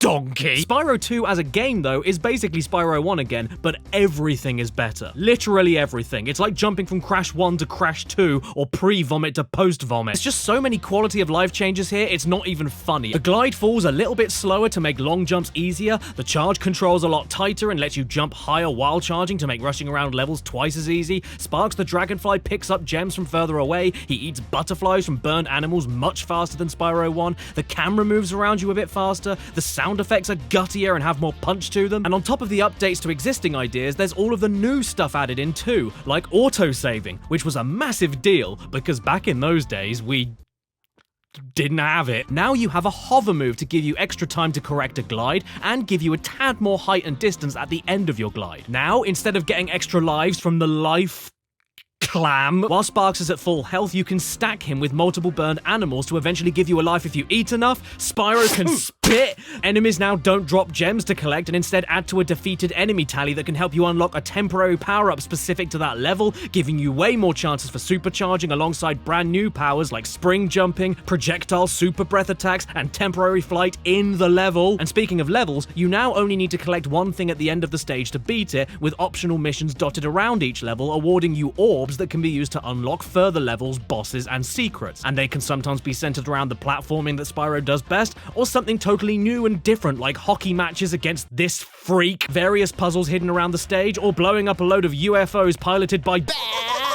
and to top it all off, when you collect everything, you get a little dote! The Speedway stages return and are exactly the same as previously. Okay, that wasn't new, I'm sorry, I don't know why I mentioned it. But now after you beat the main time travel challenge, you can then freely explore the Speedway level without a time limit to find secret hidden characters to talk to that then give you more unique orb missions that change up the gameplay even more. And then you can end your day by being a flag-burning filthy hippie. Yeah, down with vegetables. Oh yeah, there's also way more cutscenes now too. Some for entertaining story bits, and others for whenever you enter and exit a new level, just to give them that extra dash of personality and depth to them. I like them. You see what the problems are in the level before you get there, help them out, then you fix the problem and see what happens after you leave the level. What's cool though is that every level has inhabitants to talk to now, and they're nearly all fully voice acted. The only other thing you could interact with in Simon 1 was the balloonist, and sorry man, not only did you not actually speak, but you were only ever good for being a stepladder. Even the fairy checkpoint talks to you now. She's called Zoe, and she likes to pitch shift her voice at random. That zap means that if you get into trouble, I'll return you to this place. Each time you defeat an enemy, it will release a spirit particle. But then there's another character introduced in this game that would go on to become a Spyro staple. Hello there, Spyro. Would you like to learn to swim underwater? I suppose I could teach you for a small fee? Moneybags' a round bell end seems to exist everywhere all at once on every level and only lives for one thing: locking things away from you and stealing your gems in order to unlock them for you. That's all he is. He's a fat, greedy barrier that has no conscience, no dignity, and only cares about money. He is a leech, a stain. Oh, what's that? You want to sell me a trip on a submarine to get by a load of robot sharks? Pfft, I don't need any of that. You're scamming me. Look, see, I don't need to... Okay, fair enough. Oh, look at you there, Moneybags. Are you a little cold from the snow? Oh no, wait, it's just your soul! My favorite thing to do with him is actually use a double jump glitch in level 1 to not only completely ignore him and his stupid bridge, but also use the same glitch to get on top of a ledge that I'd also need to pay him later on in the game to learn how to climb, and then finish off the rest of the level without paying him a cent, meaning that I can then afford his swimming lessons right after level 1 without needing to go into another level first to try and save up enough. This has been a money-saving tip with Daddy Caddy.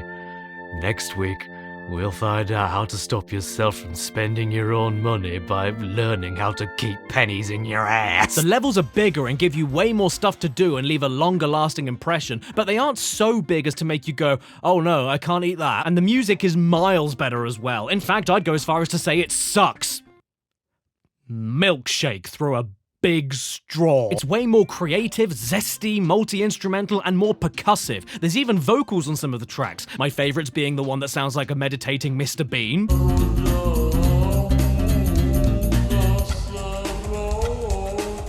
Then there's all the little monk dudes with their mouths that look like urinals and they go... If you ask me though, the award for best line in the game easily goes to... Even though I'm a vegetarian, I think you should kill that Yeti. He's so hardcore about killing an animal that he even goes off script. Kill! Oh, by the way, I have a theory about this game that I don't think anybody has ever brought forward before.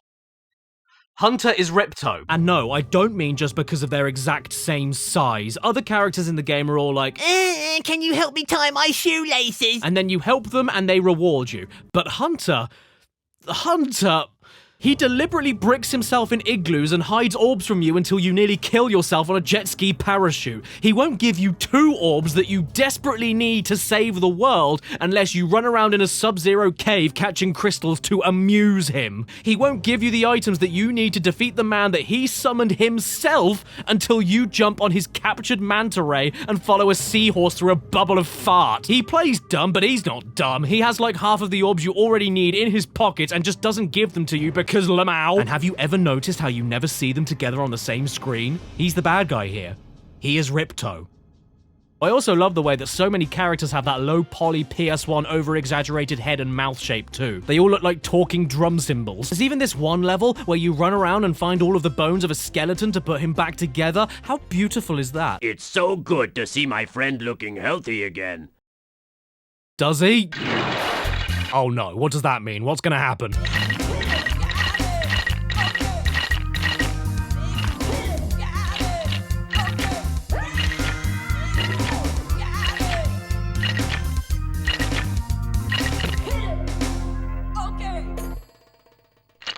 Yes, I had to sit through the whole thing, so you had to as well. Now, let's move on to... I think he wants to dance for you. Oh, no. My favorite part of the whole game, though, is when you get to World 2, Autumn Plains, and find this level called Zeph, where there are all these slugs on the ground in the middle of a civil war with these birds from the sky, and you help out the slugs by destroying the birds' ammunitions building.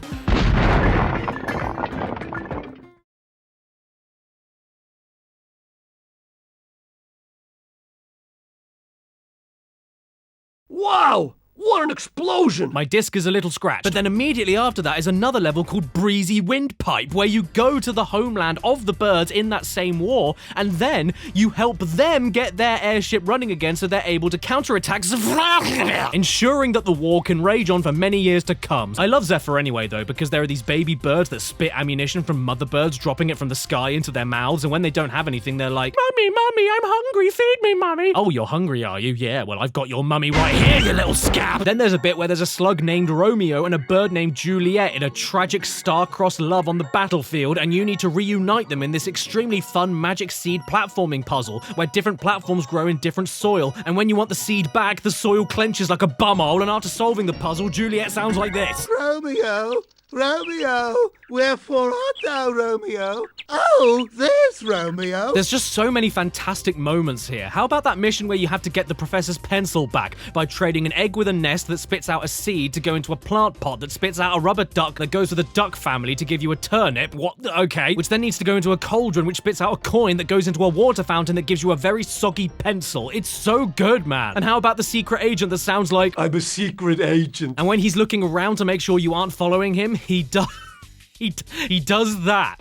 That is how I'm looking around for things for the rest of my life. And the robots in Metropolis, they're adorable. Listen to them. These elevators need serious work, see? Even the bosses are an improvement. There's only 3 this time, but it doesn't matter because they all make up for the wet jokes that were in Spyro 1. They actually have attacks. They're fun fights, and in Gulp's case, even a little bit challenging. This is one of the better bosses in the whole Spyro series, actually. As great as Simon 2 is, though, I don't think it's perfect. In fact, there's a couple of major real low points for me. This is way too hot. And Pushing Up Roses can name like 50 of them, can't you? Oh, Spyro. Mission in Hurricos where you have to put lightning stones into power generators and then have to defeat the thieves that keep removing them and throwing them around the level. I mean, look, I'm very glad that I finally get some representation. But man, does this take forever. It isn't difficult, just immeasurably boring. This part here where you need to flame fish into this angry Tiki's mouth, I can't stand this bit. You need to get 10 fish in his mouth, and any red fish reset the counter by like 1 billion fish. But by the time you see the yellow ones and decide that they're the ones to flame, it's too late to flame and you miss the mouth. Nowadays, I just cheat this bit by looking directly into the water in first-person mode to see what fish is coming. Well, is it cheating? I'm just using what the game gives me. I'm a good boy. I wash under my arms. And of course, there's another bit, which is possibly the most infamous part of the whole game. But before we get there, I just have to ask you a quick question.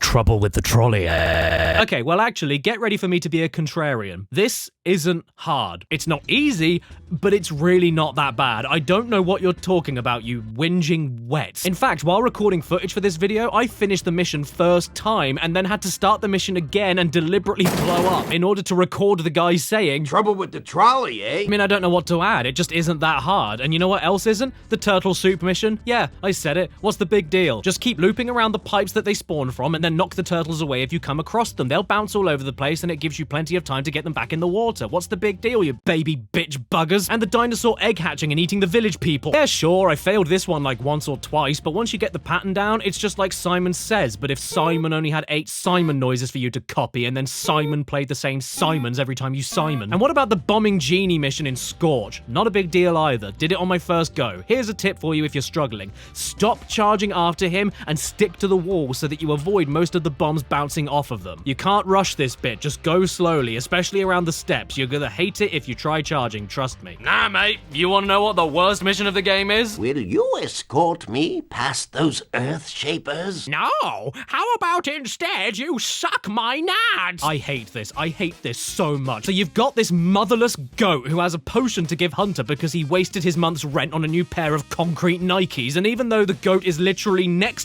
door to where Hunter is, he momentarily forgets how to steer his own legs and ends up going on a cross-country marathon instead, deliberately walking right into all of the enemies, changing his mind on where he's going all the time, getting in the way of you, rushing around, and you can't get rid of the enemies. All you can do is knock them back temporarily, so getting them all out of the way of him in advance won't work. And the best thing, the 10 out of 10 game of the year best thing that happens, is that if you finish this mission, Hunter then says, "Thanks for getting me out, Spyro, but you need to learn a new move to help me kill all of these monsters." So you carry on playing the game, learn the move, come back to the level to help out Hunter, and he couldn't wait 5 minutes to put his Adidas stones back on, meaning you've got to do the first part of the mission all over again? What's that? I already have this orb? I had no idea. But anyway, you finish the game and do everything. You get the orbs, grab the talismans, run away from this horrific face, and wonder who decided to bring back the bush munchers from Spyro 1 so you can place an Aztec curse on their family. You finally beat Ripto, and he just accepts his death. Oh, screw it, I can't win. Everybody celebrates, Hunter sits on Moneybag's face, and we finally go on a holiday in a lovely final cutscene.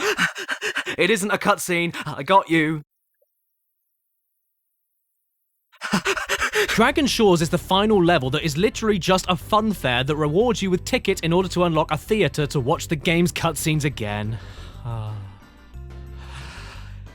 internet. You play a game of water dunking, ride a roller coaster with a cannon to pop balloons, go to a duck shooting gallery, and never question why the biggest enemies from the first game are now welcoming you into a dark room inside a theme park with no one else in it. And you know what? I also really like the little love boat tunnel because it taught all the kids that played this game that you can love whoever you want. You can love the same gender. You can find love even if you're a smelly, hairy yeti. If that's not your style, you can be on your own. You can have a three-way, what? You can love children, excuse me? And after all of this, if you found every gem and every orb in the game, you unlock a door that grants you a permanent super breath attack, which is now obsolete because the game is already over. Screw off. Unless you do a Tiger Woods.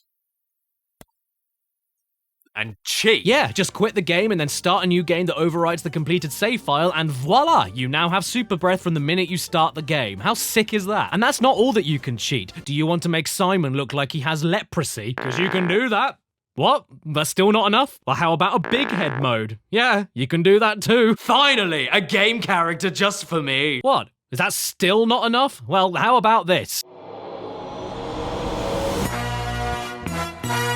You put Spyro in a trouser press, the end. So why don't I check out Rayman Jr. next? Yes, I am aware this game is for a slightly older crowd than what I'm aiming for, but let's be real, when the hell else am I ever going to talk about this thing? Ooh, what a treat! This game was part of the Value series? That means you know it must be good. And so far, I'm not disappointed. Check out this FMV intro. The quality is stunning. It's so much better than the original game. It definitely doesn't look like a Chinese bootleg. What are you, nuts? When I was 5 years old and playing the original Rayman all those years ago, you know what I thought was missing? Math! Because that's what all kids want in their escapist magical action platformer on the PS1. School revision! What's my name? Oh, you know, I don't even care anymore. Fathead. And get this, they actually tried desperately to make a story out of this. It turns out that the bad guy from the original Rayman, Mr. Dark, who's so terribly named he might as well be called Uncle Bad, has stolen a book of English and maths. And Rayman has to go and get this book back by solving random English and math problems. So if Rayman and the gang already know everything about English and maths, why do we care about a single book going missing? Can't we just go and get another one at wuss? So each stage of Rayman Jr. gives you a category of puzzle to solve based on either literacy or numeracy, whether it be picking the correct number that's said to you to open the correct path, finding the correct rhyme that's said to you, working out simple equations, or picking the correct plosive sounds of words that match another word, just for a few examples. You still awake? Great! Because while doing all of this is still Rayman after all, so you get to partake in classic Rayman 1 trial and error, no mistakes allowed platforming. And even though the puzzles themselves are really easy, if you accidentally land on an incorrect answer or flick the wrong switch while fighting enemies, which is very easy to do,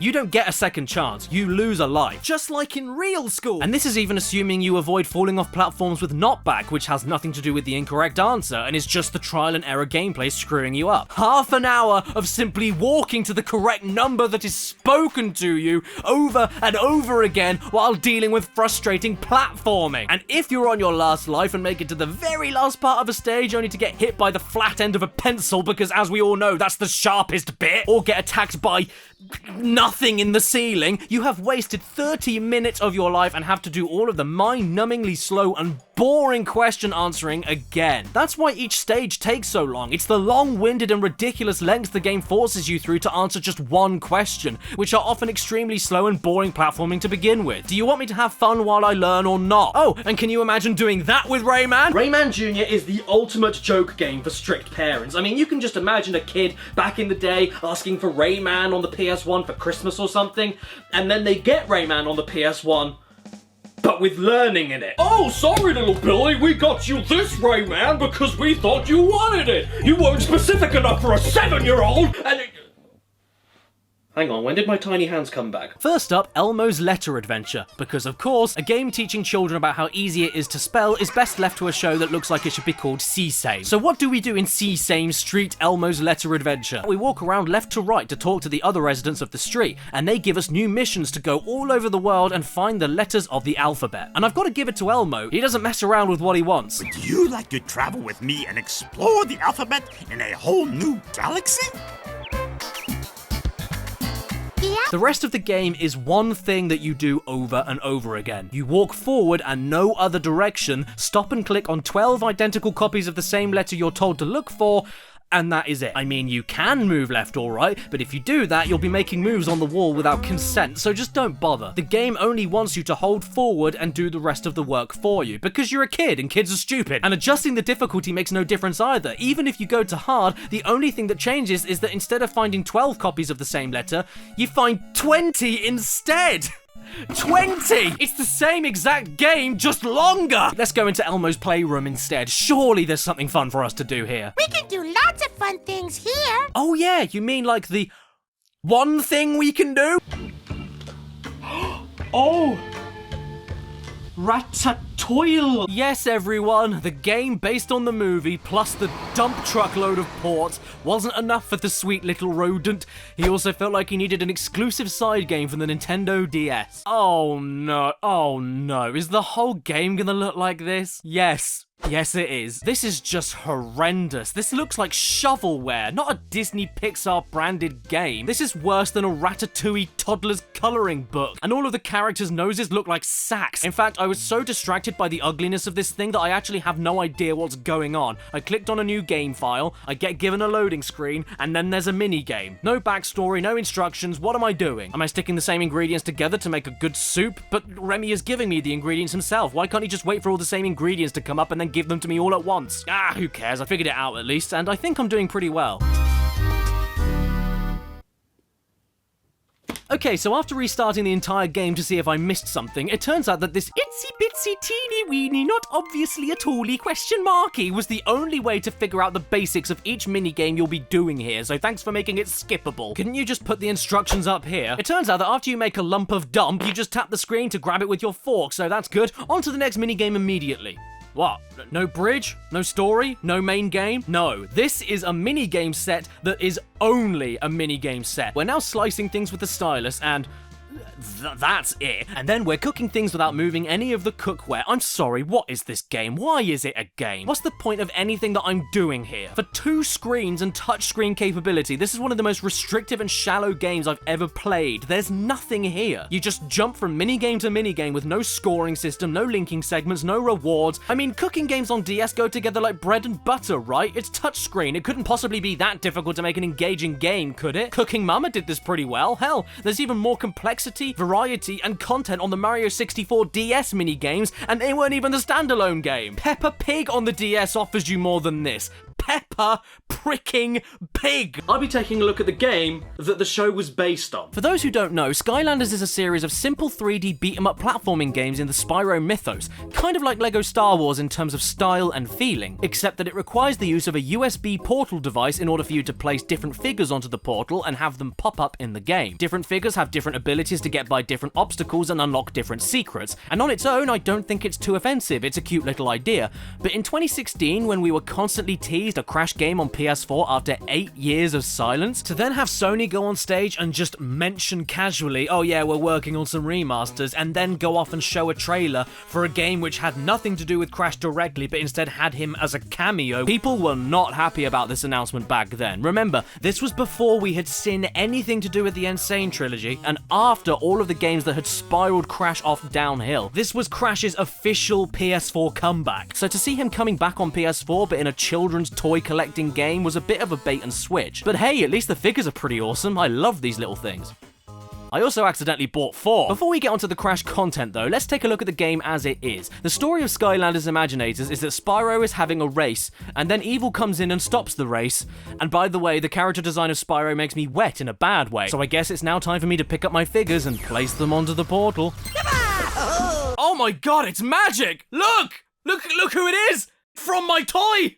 It looks weirdly natural here, and since we're in a beat-em-up, I really love how most of the moves Crash is famous for are translated into fighting moves that can be purchased with the coins that you collect. From super spinning to belly flopping and even sliding, it's all here, just not giving you the same utility as in the platforming games. I kinda like Crash here, honestly. I mean, he's a bit of a chunky monkey, but in this world and art style, he fits in quite nicely. Except for whenever you pause the game.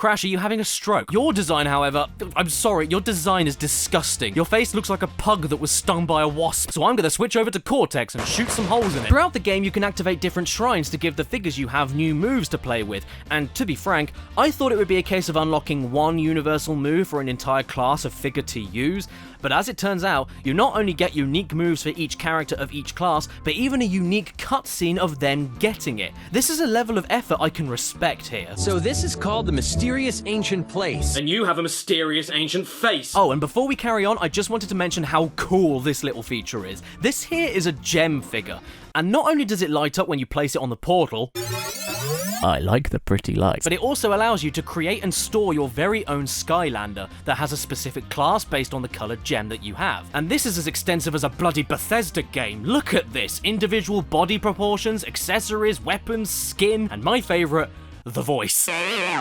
Here's my hero. Do you like her? She's an armor-wearing, ram-horned snake woman with a fire bow, and I called her Fromage. A name that will echo through the ages. So after we pass the first story stage, we're then let loose in the main hub world, which is when we then unlock the entire reason I picked up this stupid overpriced Playmobil set, the Thumping Wumpa Islands. It's its own exclusive level within Skylanders Imaginators with exclusive cutscenes and its own mini story to get through, featuring specialized obstacles and items, nice easy puzzles to break up the gameplay, and even the classic boxes to break for Crash. There's tons of Easter eggs, subtle nods and references to the older games, really pretty visuals, and a decent sense of humor to boot. Wow, the real Crash Bandicoot came all the way out here to see my prized crate collection. So it sounds really great so far, right? Well, I'm afraid it kind of isn't. This is the slowest thing I think I've ever touched. And I touched the floor yesterday! Look, say what you want about the quality of the gameplay or the ethics behind Crash being in Skylanders after an 8-year gap of nothing. Regardless if you love or hate Skylanders, how can anybody be okay with the slug-like speed you move? Isn't this supposed to be a fast-paced action game for kids? I run pretty quick in the home world, what's going on over here? And I know this is for kids, but hey, the original trilogy were for kids too, and they were never this easy. You just run around and hit stuff with like 2 or 3 buttons while doing the occasional jump. Repeated ad nauseum. It really is baby's first beat 'em up, and that wouldn't be so bad except you move along as fast as cheese on toast. It doesn't matter what extra moves you purchase or whatever, you still end up doing the simplest button mashing combos and nothing else. And often that's the best way to get past any combat encounter because the singular powerful moves that take a long time to wind up don't do as much damage as a quick 1-2-3 combo with your basic punches. And annoyingly, the slowness coupled with the repetitive simplicity is what ends up ruining so many more encounters throughout the game. At this point, you don't have a guard, dash, or roll, just a run, jump, and attack. So tanking hits in big crowds is inevitable. Look, they all move faster than you, and in situations like this, there is nothing you can do other than die and swap out to another figure that you may or may not have on you. The only way to get your old character back being to quit the level or restart it. So I hope you have enough figures, kids, or else you'll need to steal Mummy's credit card. This then becomes a huge problem when you're told, only Crash Bandicoot can unlock this zone. You know what this game reminds me of? Over the Hedge on the Xbox, and if you're reminding me of Over the Hedge, you buggered it up. The movie Atlantis looks really good and has good characters. Yep. What a perfect film to base a video game on. So how do you turn the most forgettable, un-video gamey movie of all time into a video game? Let's find out right now by going to the special features. I'm going. The game starts up and we're forced into an extremely basic tutorial. And when I say basic... Whoa! Very good. I really mean basic. We're playing Simon Says with an old man. Hey, can you jump like me? Hey there, young man. Do you remember how to look? This is how you look. And unfortunately, the main game doesn't get any less basic. This here is an explorative adventure game with collectathon elements and swapping characters around to do certain tasks because stronger characters like Vinny and Milo can push objects. Women can't push things. You know what this reminds me of? Resident Evil mixed with Donkey Kong 64. It feels like Resident Evil with all the item collecting, examining, manually combining things together in the inventory, and then manually using them on the right objects in the environment directly from your inventory without it happening automatically. That's stuff I can appreciate. But it feels like Donkey Kong 64 with the sheer amount of backtracking and character swapping in order to get back to one particular obstacle that one character can clear, carrying on a little bit, finding another obstacle that another character has to interact with, so backtracking to another character swap station, passing that original obstruction, then getting blocked again later later on in the level, going back to a character swap station and repeating it until your knob falls off. And all of this is annoying enough, but it starts to affect just basic moving along too, because some of the characters that should be able to do some things can't do them in specific situations when they can every other time. So the game has been designed to make me second guess absolutely everything I do. Have I got the wrong character for this situation? Is it even possible to do this with any character? Or is the game just a whiff? Some wooden crates can be blown up, but some can't. Some grabbing platforming can be done with one character, but some can't. Sometimes you have chronic heart pain, but sometimes you don't. Sometimes you don't. Sometimes you don't. Not only that, but some character-specific items need to be interacted with by standing in a very specific area of the item that you're trying to interact with. And not only would you need to figure out that location to begin with by just pressing action all over the place until you get a message, but then you need to make sure you've got the right character equipped to interact with it, meaning more backtracking to a character switching station and then heading back again. And that's even if the characters are available, because most of the time, they can't be accessed from that particular station, and you've got to go even further back to find the right station to switch out. Other than that, though, there's not much to say, just like the movie. It looks fine, it's not absolutely terrible, but it won't make me keep my hands below the blanket.